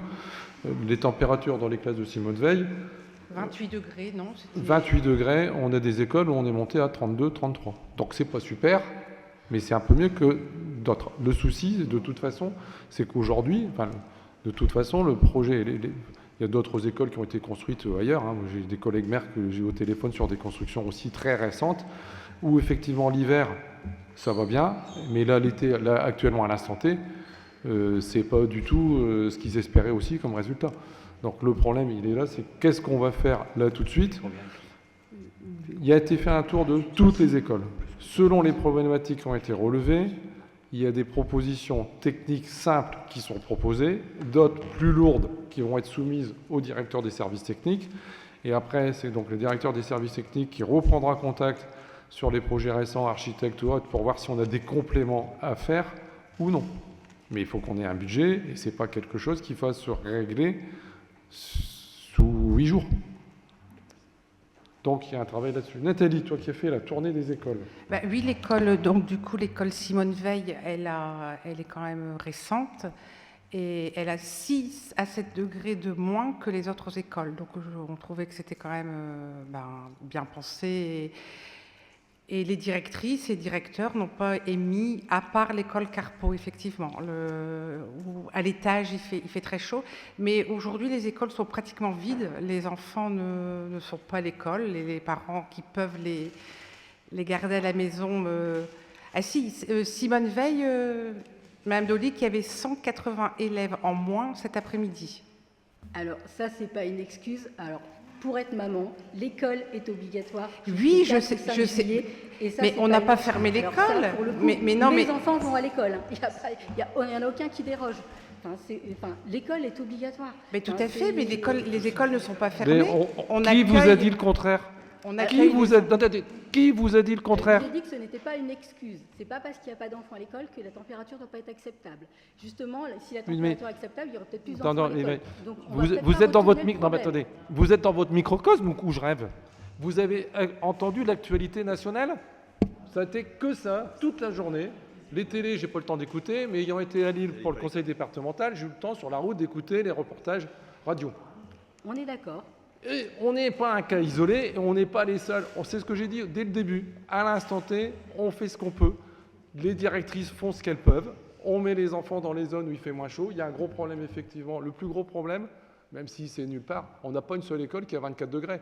Mais vous pouvez prendre toutes les écoles du Valenciennois ou d'ailleurs, il n'y a pas une école quasiment qui a 24 degrés. Sauf si on y met de la clim. Comme ça, on remet de la chaleur encore en plus à l'extérieur, avec les problématiques que déclenche l'oxygène. Mais je demande aux services et aux architectes, donc là l'école qui vient d'être fournie, le cabinet d'architecture qui a été pris, ce n'est pas un petit cabinet d'architecture. Donc nous, on a des techniciens qui travaillent dessus, qui sont spécialistes dans le bâtiment, on prend des architectes et des entreprises qui nous proposent les projets qui sont mis en place. Après, effectivement, quand il fait 35, 37 qu'il va faire, effectivement, les conditions sont plus difficiles. On met à disposition de l'eau. Il y a des fontaines d'eau dans quasiment toutes les écoles, et celles qui n'en ont pas, c'est parce qu'il y a un bâtiment juste à côté qui a une fontaine d'eau, mais il y a des choses qui peuvent être améliorées probablement aussi là-dessus. On essaie d'améliorer la situation. Quand c'est possible, à Carpeaux éventuellement, si à l'extérieur, sous les arbres, que la renaturation ait lieu, ils peuvent aller faire un cours. Et là, on a regardé également aussi sur les endroits où c'est un peu plus compliqué, est-ce qu'on a des bâtiments où il fait moins chaud? Sauf que dans les bâtiments où il fait moins chaud, aujourd'hui, on n'en a pas énormément où il fait moins chaud, parce que les autres bâtiments sont des bâtiments qui sont plus anciens, où ils sont utilisés, donc comme les salles de sport, elles sont utilisées, et les salles de sport, généralement, même si elles ont été isolées, c'est plutôt pour le froid, c'est pas pour le chaud, et à l'intérieur, il fait une chaleur de bête. À l'instant T, il y a uniquement la salle des fêtes où ça restait raisonnable. J'ai dit raisonnable. Hein. J'ai demandé qu'on aille me faire des prises de température. Parce que quand on vient de dehors où il fait étouffant et qu'on rentre, on trouvait qu'il faisait plutôt bon. Et dans ces cas-là, les écoles qui sont à proximité, comme l'école Gallieni, c'est la chose qui sera proposée. C'est si elles souhaitent aller l'après-midi, pour ceux qui sont là, aller à la salle des fêtes, la place elle est grande, pour aller y faire des activités, ce sera faisable. Et puis, il y a des aménagements qui peuvent être réalisés également. Il y a plein d'endroits où on a regardé les actualités, il y a des endroits où effectivement ils ont fermé les écoles. Il y a des endroits où ils ont fermé les écoles, même dans le Valenciennois. Nous, qui va être donné comme information et en accord avec les directrices, puisque Ah oui. Madame Queneau On a échangé toute l'après-midi avec Madame Delbove et elles ont vu toutes les directrices d'école. Aujourd'hui, le principe, bien évidemment, c'est d'accueillir les enfants dans les meilleures conditions possibles, à l'instant T. Après, les parents qui considèrent que chez eux, il fait meilleur qu'à l'école, parce qu'il y a des enfants qui sont dans des logements où c'est pire que ce qu'on a dans les écoles. Donc effectivement, ça reste un choix. Celui qui veut les mettre, il les met. Celui qui ne veut pas les mettre, moi, je ne vais pas aller les forcer à les mettre non plus. Mais l'école, elle est ouverte. Elle est fonctionnelle. Et donc, elle reste ouverte. Après, effectivement, il y a des parents qui les laissent jusqu'à midi ou qui les reprennent au moment du repas. On a produit, je pense, probablement 2 fois trop de repas que ce qui était prévu. Parce que personne ne se doutait qu'il allait y avoir un tel absentéisme dans les écoles. Et donc, on a été aussi victime, entre guillemets, de cet effet-là. Donc là, c'est pour ça qu'il y a il va y avoir des systèmes pour essayer d'améliorer certaines aérations de certaines écoles quand c'est faisable ou pas, parce qu'il faut que les alarmes soient aussi fonctionnelles. Demain matin, elles sécurisées. seront aérées. Le matin de bonne heure, dès que le personnel arrive, puisque les horaires sont aussi décalés pour certaines professions, je tenais à le signaler également, il y a tous ceux qui sont sur les espaces publics notamment commencent plus tôt, pour finir plus tôt. Et donc les écoles seront, le matin il fait pas encore, il fait chaud, mais si dans la classe il fait 29, si on ouvre et qu'il fait encore 20-21, ça va s'armer de brasser de l'air. Donc là les consignes avaient déjà été redonnées pour essayer de limiter la montée en chaleur. Mais c'est vrai qu'à partir du moment où aujourd'hui on utilise les façades pour l'hiver, avoir le soleil pour chauffer et limiter les frais énergétiques, effectivement, en été, quand il y a plein soleil qui tape sur la vitre, c'est un peu compliqué. Je ne vais pas dire le contraire. Mais il y a un endroit donné, pas loin d'ici, où ils ont mis des systèmes de vitraux, de vitrage très spécifiques, et normalement, ne laissent pas trop passer la chaleur. C'était révolutionnaire. Le résultat, il n'est pas révolutionnaire, quoi. Entre ce qui a été acté sur le papier et ce qui avait été vendu, avec un surcoût très important pour améliorer cette isolation, ils ont des classes qui aujourd'hui il fait des chaleurs qui ne sont pas supportables malgré cet investissement-là. Donc je pense qu'il y a sûrement aussi des problèmes techniques ou technologiques à résoudre. Mais si on veut d'un côté limiter les frais énergétiques l'hiver et donc mettre les expositions du soleil en hiver, en été le soleil malgré tout il va taper dessus aussi et là l'isolation est beaucoup plus compliquée. Et il y a des endroits où quand il y a des productions de chaleur où ils sont très nombreux, il y a des zones sur les cantines, c'est chaud. On est d'accord, mais oui, alors, je voulais en venir là.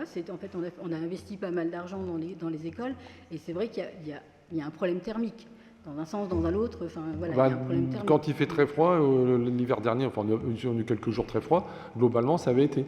Par contre, quand il fait chaud, c'est compliqué. Mais Carpeaux, elle a été refaite il y a 15 ans. C'est pas il y a 40 ans. C'est pas une école qui a 40 ans. Elle a été refaite complètement après 2008. Donc sûrement 2010 à peu près. Donc elle a 15 ans. Et à l'époque aussi, l'architecte nous avait dit on va mettre des systèmes qui permettra de ne pas avoir trop de lumière, pas trop de luminosité en plein été. Quand il fera chaud, ça limitera. Mais entre ce qu'on nous dit et puis le résultat, il y a parfois une marge. Du coup, comme il y a très peu d'élèves en ce moment qui fréquentent donc les classes peuvent migrer dans d'autres classes où il fait beaucoup plus frais, ou même à l'extérieur. On a fait des constats vraiment pas inquiétants aujourd'hui.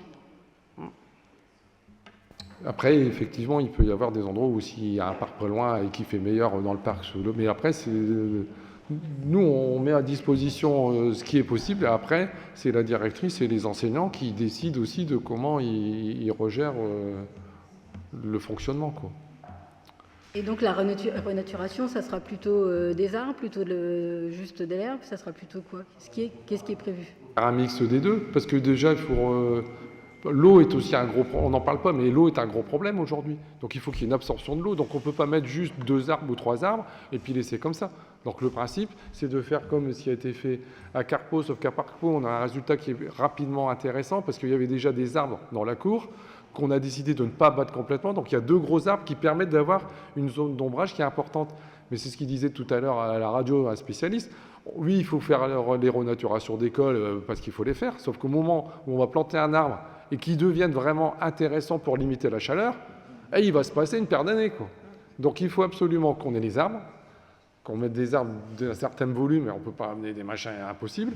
Et puis il faut qu'il y ait effectivement des zones où l'eau va être absorbée avec des zones vertes et pas laisser le béton sur la totalité comme on faisait complètement auparavant, hein. C'est vrai que c'est un changement de dogme sur l'utilisation des espaces. Mais avant, quand on voulait mettre des espaces verts dans les cours d'école, tout le monde était contre et généralement les enseignants n'étaient pas favorables non plus et c'était on veut un endroit pour y faire mettre des buts de ceci ou de cela, et c'était les cours comme on a dans la plupart des endroits. Donc c'est vraiment l'actualité sur le fonds vert, mais en sachant que le fonds vert ayant été fortement diminué, les dossiers étant plus nombreux, tout le monde est au courant que les subventions, et c'est pour ça que les collectivités territoriales, les communes ou les agglos se posent des questions sur les subventions réelles que l'on va obtenir et les projets qu'on devra à un moment donné prioriser. Justement, alors j'allais y venir, c'était ma prochaine question. Sur la façon dont vous allez prioriser les choses, vous avez déjà une idée de ce que vous allez mettre en premier? Après, l'État peut considérer qu'il y a un dossier qu'il considère plus important, où il mettra peut-être, je dis n'importe quoi, 20% sur tel projet et puis 70% sur l'autre. Après, c'est eux en fonction de ce qu'ils vont redécider de prioriser. Dans la priorisation, de toute façon, il y a les rénovations d'écoles, donc on est en plein dedans, et les renaturations d'écoles. Oui. Donc je pense que sur ces deux projets-là, on est dedans. Mais après, le préfet de région a une enveloppe pour la région, qui redescend sur le département, qui redescend sur les sous-préfectures, et le gâteau, il n'est pas aussi important que ce qu'on avait les années précédentes. Donc le gâteau, il est moins important, et les parts sont plus importantes. Donc là, c'est mathématique. Donc on demande les montants quasi maximum qu'on peut avoir, mais je ne vais pas vous dire que c'est ça qu'on va avoir. On sait bien qu'on va s'adapter en fonction de ce qu'on aura. Ça marche. Bon, je vous rejoins sur le fait qu'on va avoir des températures extrêmes de plus en plus souvent, beaucoup de pluie, et que je pense qu'il est le temps de réfléchir à demain. Donc, on peut passer, je pense, au vote maintenant. Qui vote contre? Abstention? Voté à l'unanimité.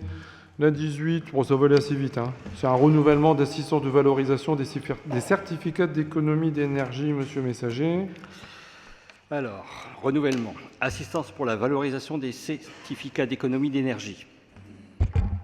Par délibération en date du 9 juin 2023, la ville d'Anzin a conclu un partenariat de rachat de CEE auprès de la Société d'économie d'énergie qui bénéficie d'une expertise et d'un savoir-faire. Cette société, en tant que délégataire d'obligations CEE, peut collecter et valoriser des actions donnant droit à des certificats d'économie d'énergie. Cette assistance permet donc à la ville d'Anzin de valoriser financièrement ces différentes actions de baisse de consommation d'énergie sur les différents projets de la ville. Chaque objectif est donné sur une période pluriannuelle, l'actuelle période 6, arrivant à son terme. Donc, on demande un renouvellement. Il est demandé au conseil municipal d'approuver le renouvellement de l'assistance à la valorisation des CEE par le délégataire d'économie d'énergie, d'autoriser monsieur le maire à signer la convention. Merci. Votre question, qui vote contre, abstention, voté à l'unanimité. La 19e, c'est rapide aussi. C'est une aliénation de gré à gré de biens mobiliers. Dès qu'on considère que ça va être plus de 4 600 €, il faut une délibération. Vente d'un camion Ampli-Roll à plus de 4 600 €. Conformément à l'article L.2122-22 alinéa 10 du CGCT et en vertu de la délibération numéro 1 du 1er avril 2026, le conseil municipal a délégué à monsieur le maire la possibilité d'aliéner de gré à gré des biens immobiliers dont la valeur n'excède pas 4 600 €. Donc le camion est supérieur à 4 600 € la vente. Il est demandé au conseil municipal d'autoriser monsieur le maire à finaliser la vente et à signer tout document relatif à cette dernière dès lors que le montant de celle-ci est supérieur à 4 600 €. Merci. Pas de question non plus. Qui vote contre? Abstention? Voté à l'unanimité. La 20e. Grosse délibération. de ce conseil. Donc, c'est le compte financier unique 2025. Monsieur Messager. Merci. Le compte financier unique, CFU, est un document commun à l'ordonnateur et au comptable public qui se substitue au compte administratif et au compte de gestion.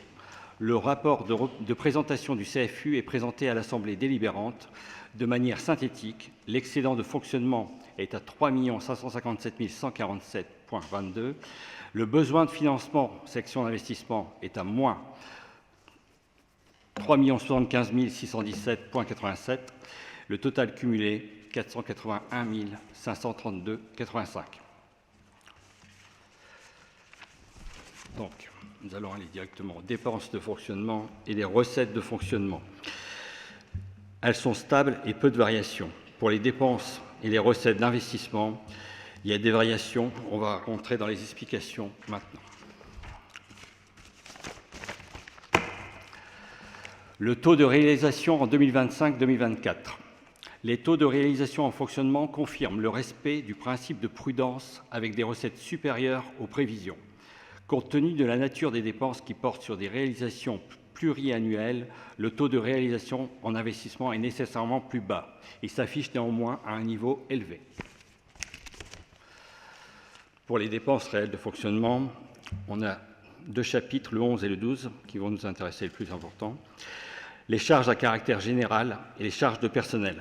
Pour les charges à caractère général, nous avons une baisse de moins 6,9%. Et pour les charges de personnel, plus 9%. On va rentrer dans le détail. Les charges à caractère général.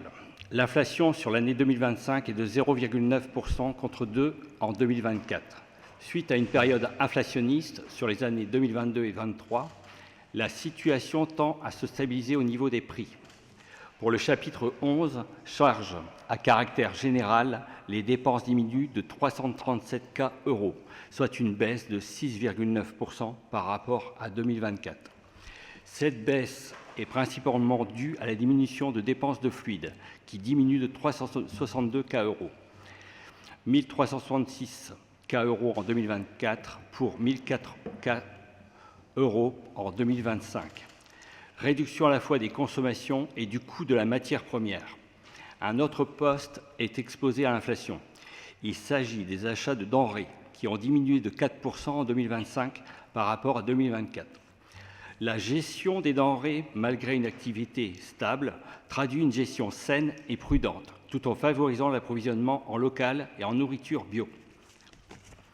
Pour les charges de personnel, au compte 012, la hausse est de 2,5% par rapport à 2024, d'un montant de 304 €. Les principaux facteurs de hausse sont l'effet glissement vieillesse, technicité, 80 000 €, augmentation cotisation retraite de 3 points par patronal CRNACL, plus 170 000 €, augmentation de la cotisation d'URSSAF maladie, plus 53 000 €. Les autres charges de gestion courante diminuent de 36 €, soit une diminution de 2,2%. Cette variation s'explique principalement par les éléments suivants. En 2024, une participation au financement de l'assainissement collectif dans le cadre des travaux de la salle Jules Ferry a été payée pour 109 €, pas en 2025. La subvention versée au CCAS dans un 2024, 947,3 €, 2025, 987,7 €, une variation de 40 €. Les recettes réelles de fonctionnement.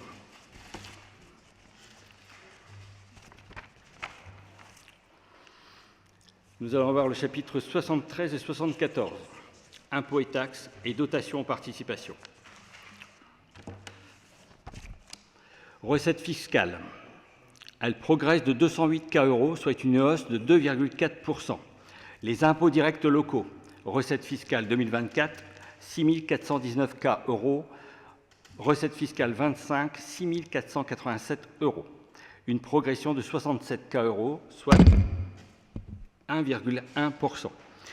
L'évolution de l'assiette de l'impôt explique cette modeste évolution des recettes des impôts. directe malgré l'absence d'évolution des taux depuis de nombreuses années. Autre recette fiscale, le compte 73-123, les droits de mutation, augmentation de 98 K €, soit plus 51,4%. Ces droits de mutation correspondent à la taxe communale additionnelle due lors de la vente d'un bien immobilier sur la commune d'Anzin. Le marché est donc actif, commune attractif. On vient encore habiter sur Anzin. Compte 73-141, la taxe de consommation finale d'électricité. Augmentation de 40 K €, s'expliquant en partie par l'intégration de la redevance R2, Sidégave, pour 20 K € en 2025. Le compte 73-154, droit de place. Cela concerne la redevance payée par les commerçants pour le marché d'Anzin principalement, ainsi que l'occupation du domaine public. Augmentation de 10 K € en 2025 par rapport à 2024. Pour le chapitre 74, la DGF, dotation globale de fonctionnement.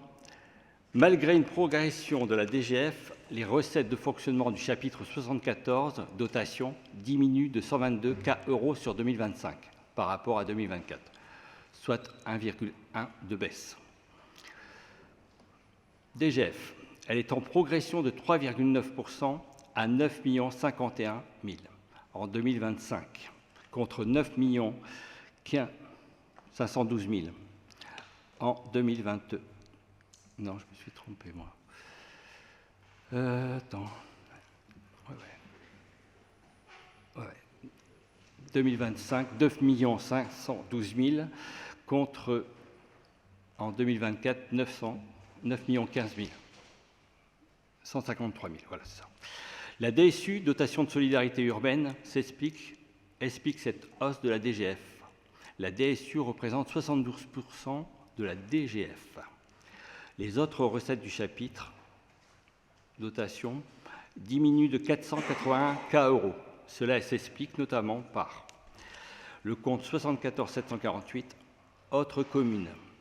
Diminution de 251 K € en 2024, 237 K € avaient été rattachés au titre de la convention avec la ville de Valenciennes au titre de la cité éducative. Depuis 2025, c'est la ville de Valenciennes qui assure la gestion de la cité éducative. En 2024, ce compte intégrait la participation de la ville de Valenciennes.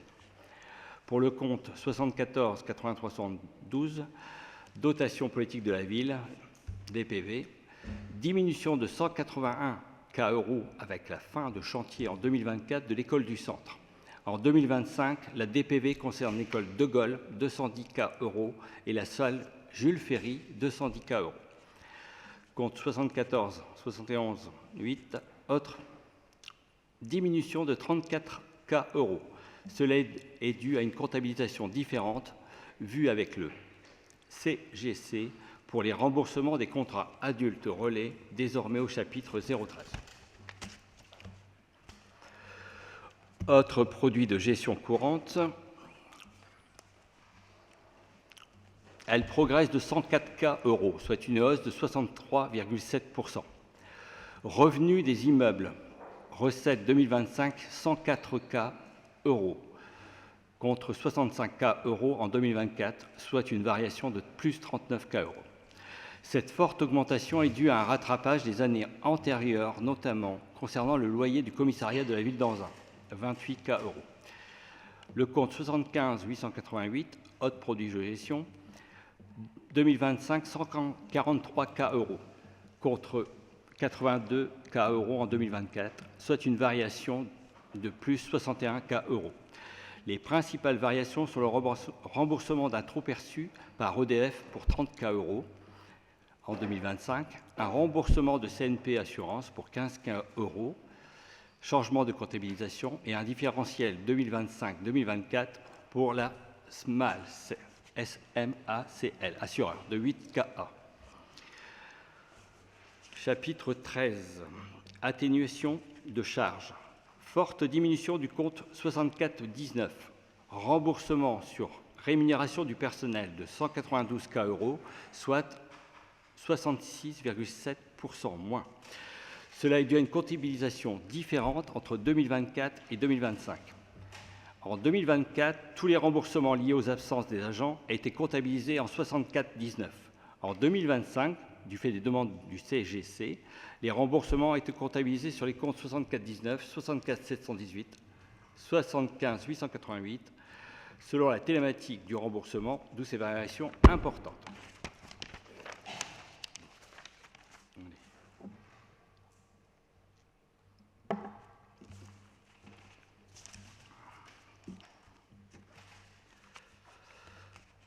Les dépenses d'investissement pour 2025, 6 091 806 contre 5 400 019 en 2024. Les dépenses réelles d'investissement par projet. Les principales dépenses. La rénovation thermique, salle Jules Ferry, 1 569 000. Les travaux de voirie, 558 000. CAVM Fort d'Aubresse, 421 000. CAVM Bleusborn, 386 000. Éclairage public, 313 000. La rénovation thermique, École de Gaulle, 271 000. Renaturation École Carpeau, 248 618. Réparation patrimoine bâti, 207 000. Cours Laurent, 181 000. Et les balayeuses, 164 110.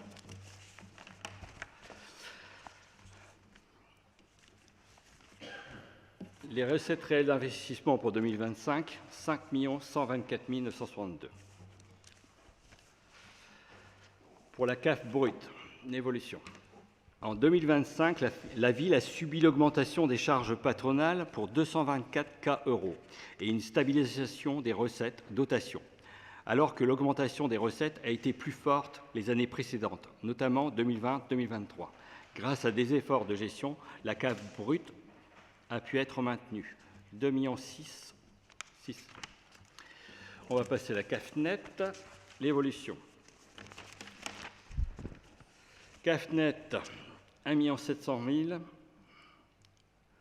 Pour avoir la CAF nette, recettes moins dépenses moins emprunts. La capacité de désendettement de notre ville, 3 années,8.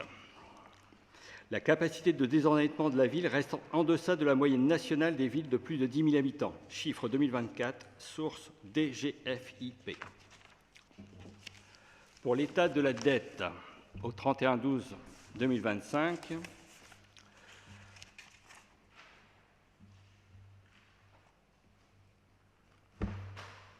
elle est de 10 032 000. Elle est en moyenne sécurisée par des taux fixes ou du livret A.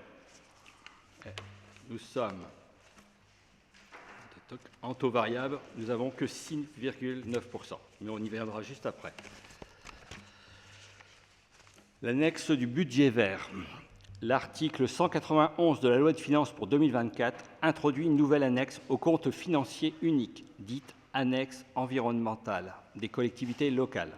Afin de mesurer l'impact des budgets locaux sur la transition écologique, cette annexe permet de valoriser les choix d'investissement réalisés par les collectivités qui ont un impact positif sur l'environnement et ainsi de faciliter la planification écologique à l'échelle du territoire national. Les dépenses sont mesurées selon 6 axes. Pour nous, nous aurons l'axe 1 et l'axe 6. Lutte contre le changement climatique et préservation de la biodiversité et des écosystèmes. Lutte contre le changement climatique. Les dépenses d'équipement ont été cotées selon leur impact sur l'environnement. Plus de 50% des dépenses ont un impact positif, soit 2,7 millions d'euros. La ville s'engage dans les dépenses responsables comme l'éclairage public en LED, 313 K €, la rénovation thermique de la salle Jules Ferry, 1 488 000, ou la végétalisation de la cour Laurent, 180 K €. Biodiversité. Les dépenses d'équipement ont été cotées selon leur impact sur l'environnement. Plus de 80% des dépenses ont un impact neutre, à savoir un maintien, bien que la ville a investi 5,2 millions sur l'année 2026. On a peut-être un petit manque d'espace vert. L'analyse. La ville d'Anzin s'inscrit dans des investissements responsables, tenant compte des problématiques écologiques actuelles et engagées dans cette voie. Pour l'atténuation climatique, la ville d'Anzin effectue 52% d'investissements favorables et 36% neutres, soit 88% qui s'inscrivent dans une continuité écologique. Il est demandé au conseil municipal d'approuver le compte financier. Monsieur le maire.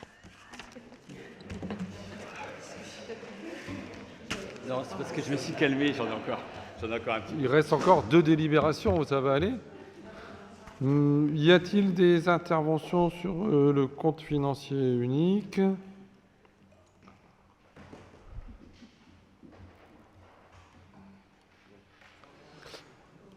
Non. Donc moi je vais juste réinsister de façon conséquente sur la capacité de désendettement, puisque ça avait été un sujet de discussion lors de précédents conseils municipaux. Donc la capacité de désendettement de la ville d'Anzin est bien inférieure à 4 années. On est à 3,8 années. Oui, non, on nous avait dit qu'on était à 11. On nous avait dit qu'on était à 11 années.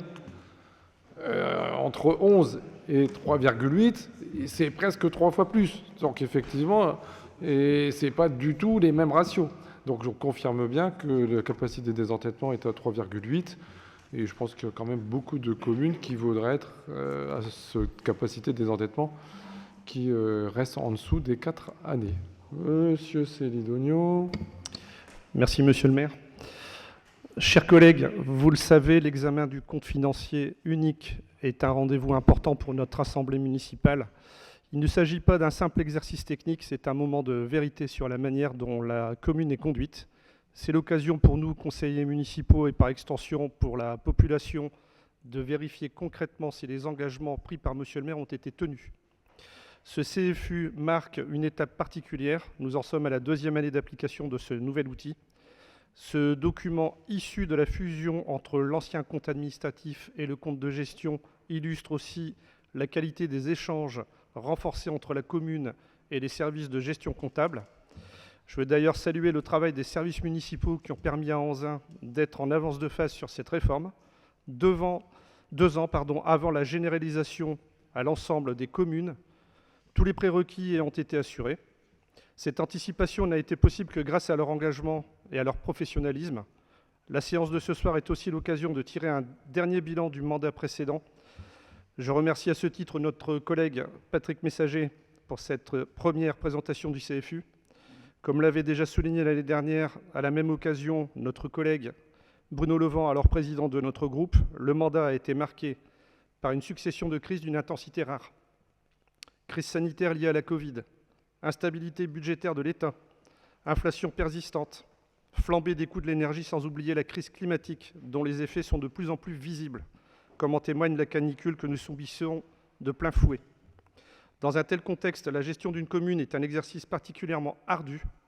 Il faut à la fois anticiper, s'adapter et continuer à tenir les engagements pris malgré un environnement profondément incertain. Le premier enseignement de la présentation de notre collègue Patrick Messager est clair. L'objectif de maintenir une épargne nette de 2 millions d'euros par an sur le mandat est atteint. La capacité d'autofinancement net moyenne dépasse même 2,3 millions d'euros pour un total de 14 millions d'euros sur la période. Ce résultat est important, il traduit une réalité très concrète, notre capacité à investir massivement dans la ville. 6 millions d'euros en 2025, près de 35 millions sur le mandat, des montants supérieurs aux engagements initiaux pris en 2020.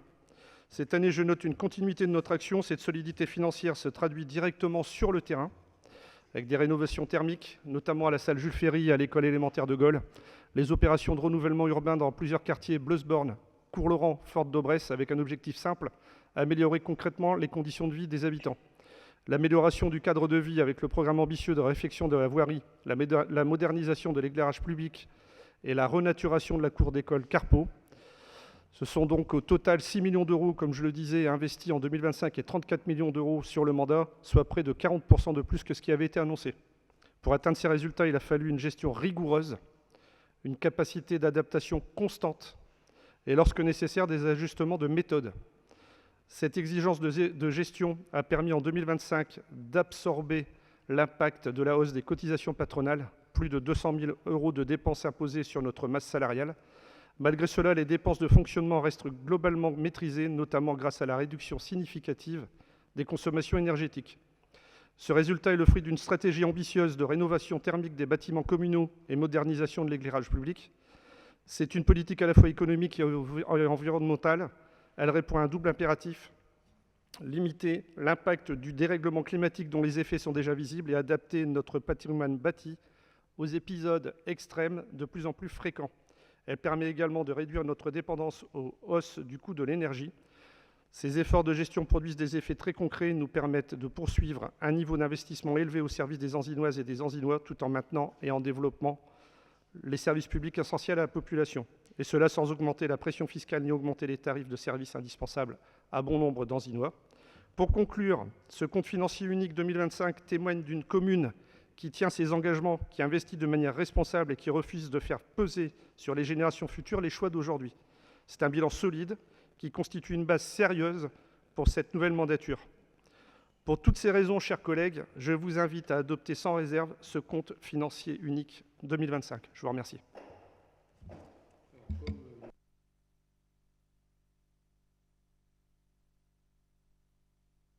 C'est donc la première adjointe qui va présider ce vote.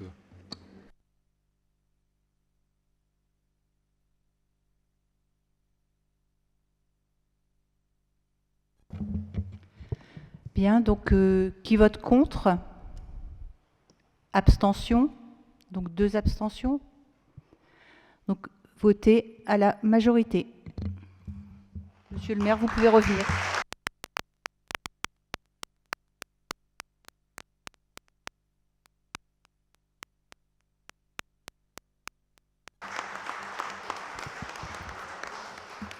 Merci pour votre confiance. Allez, 2 petites délibérations.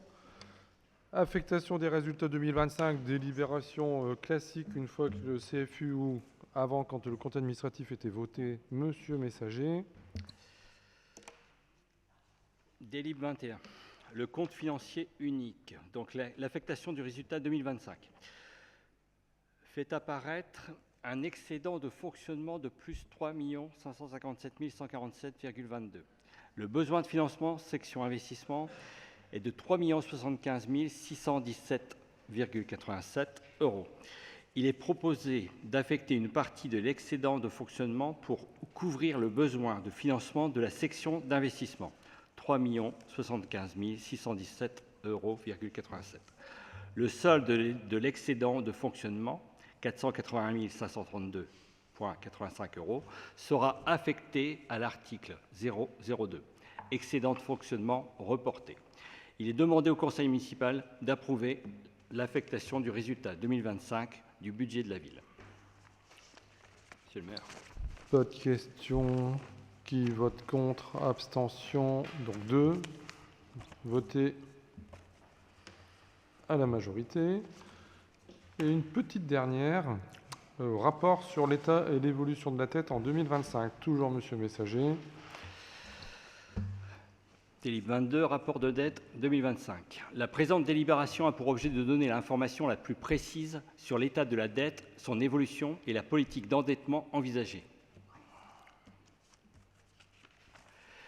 En juin 2010, à la suite de la crise financière, le ministre de l'Intérieur a précisé par circulaire le cadre d'exercice de la délégation au maire en matière d'emprunt.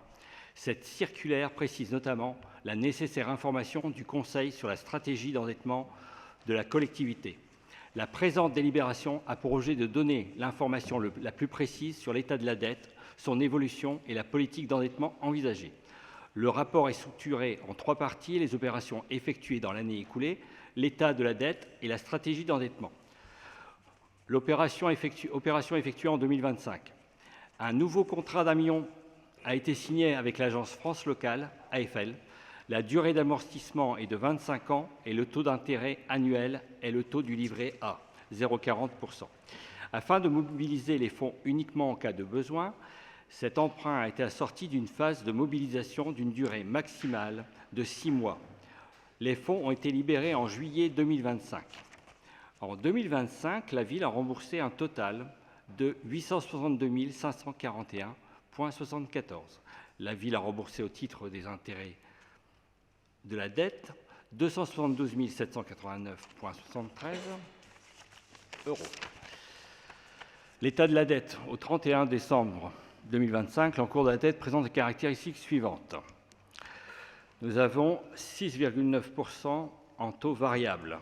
Le reste, un peu plus de 90%, en fixe et en livret A. C'est une dette qui est sécurisée. L'ensemble des risques, 10 032 492.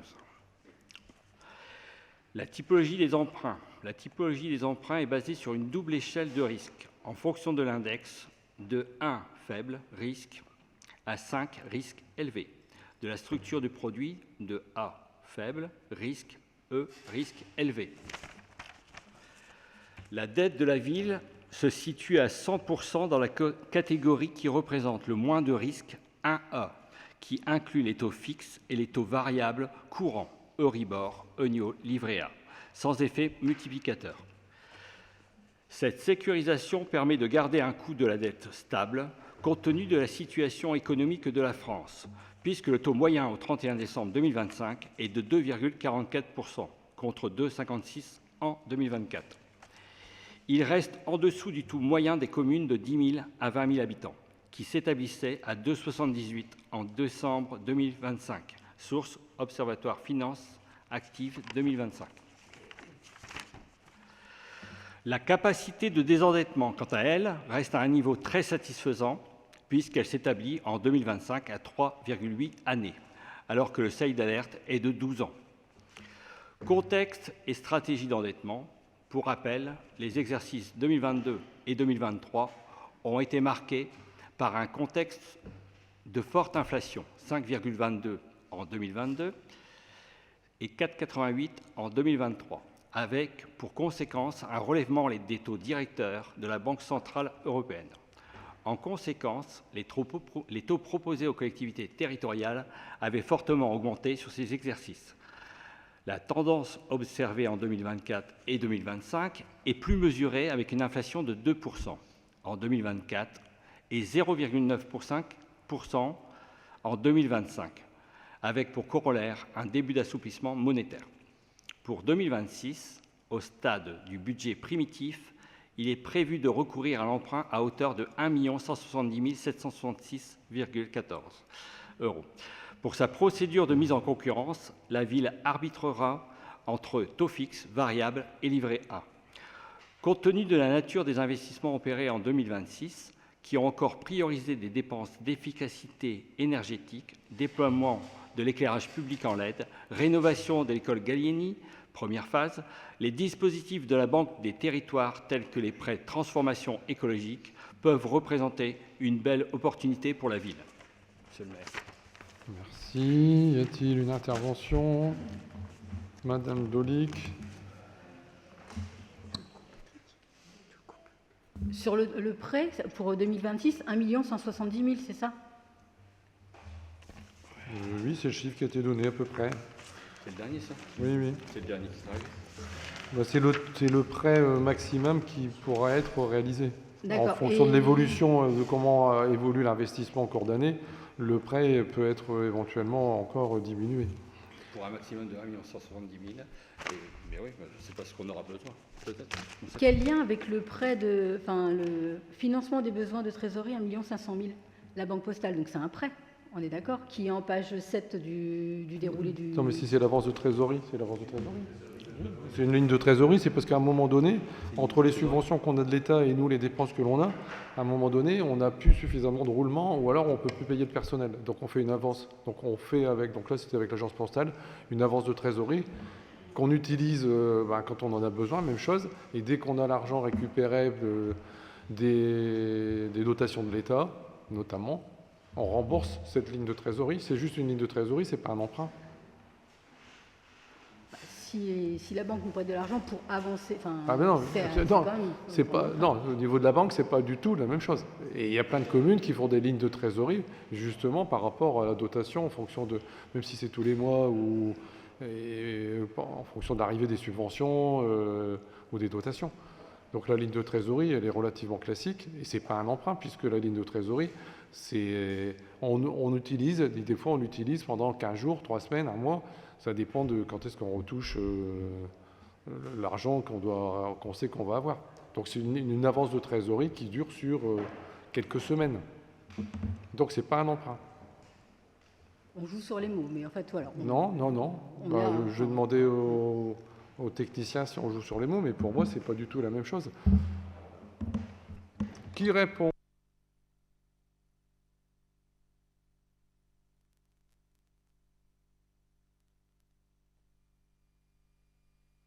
Bonsoir à tous et à toutes. Alors effectivement, on est sur deux natures de produits financiers différents. Une ligne de trésorerie, c'est, comme Monsieur le maire l'a dit, c'est de nature à couvrir des besoins infra-annuels. On a des besoins dans l'année, dans l'exercice civil, des besoins de trésorerie liés à des dépenses et des recettes qui n'arrivent pas au même moment. Voilà, on couvre des besoins temporaires par un tirage de ligne. Donc effectivement avec un plafond d'1,5 million. Et comme Monsieur le maire l'a évoqué, en fonction des besoins, donc ça peut être quelques centaines de milliers d'euros sur une semaine, 2 semaines, 3 semaines, qu'on va rembourser dans l'année.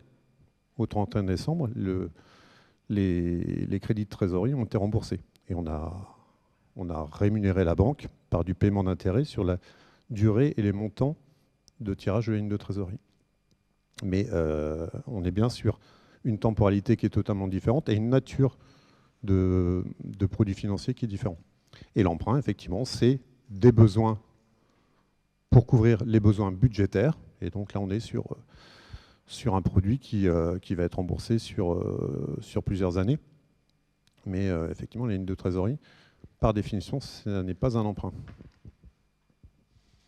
On parle d'emprunter, on parle d'intérêt. Pour moi, on a quand même, c'est de l'emprunt. Mais non, c'est comme vous, à titre personnel, quand vous demandez, je dis vous, mais un découvert autorisé, vous ne faites pas un emprunt.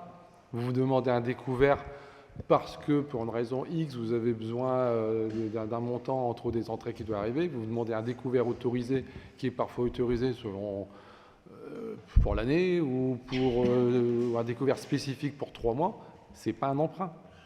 Quand vous demandez un découvert, ce n'est pas un emprunt. Mais ça a un coût.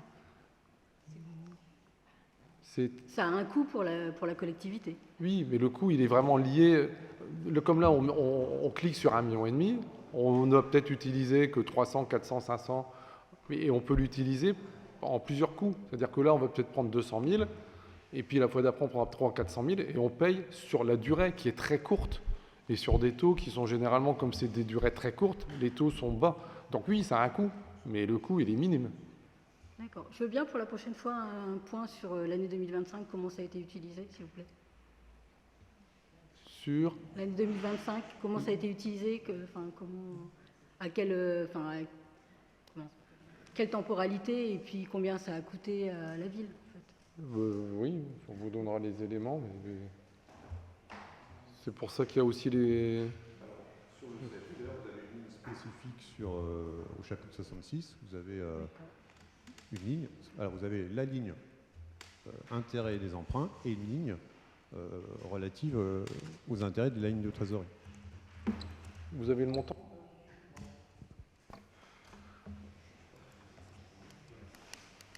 Bon, on peut vous le donner ou on vous le donnera en... Non, mais on vous passerez voir les techniciens juste après, ils vous donneront le chiffre exact.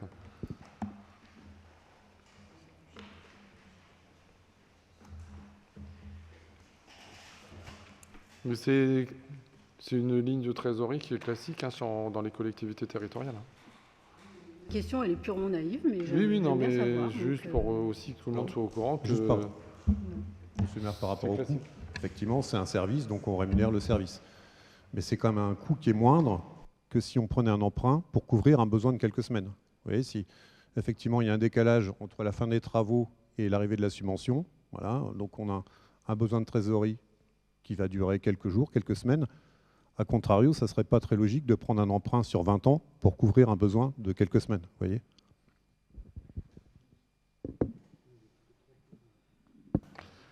Bon, la question a été enregistrée par les services. Ils vont trouver la bonne ligne, ils vous donneront l'information.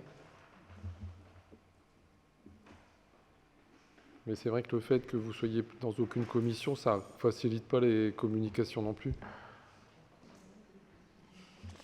Bah oui, c'est QFD. Là, les séances... N'oubliez pas, oui, attention, il y a les documents à signer. N'oubliez pas, vous ne partez pas sans vos signatures. Donc, signature avant de partir. Bonne soirée, bon match pour ceux qui auront le courage de regarder, et bonne fin de semaine.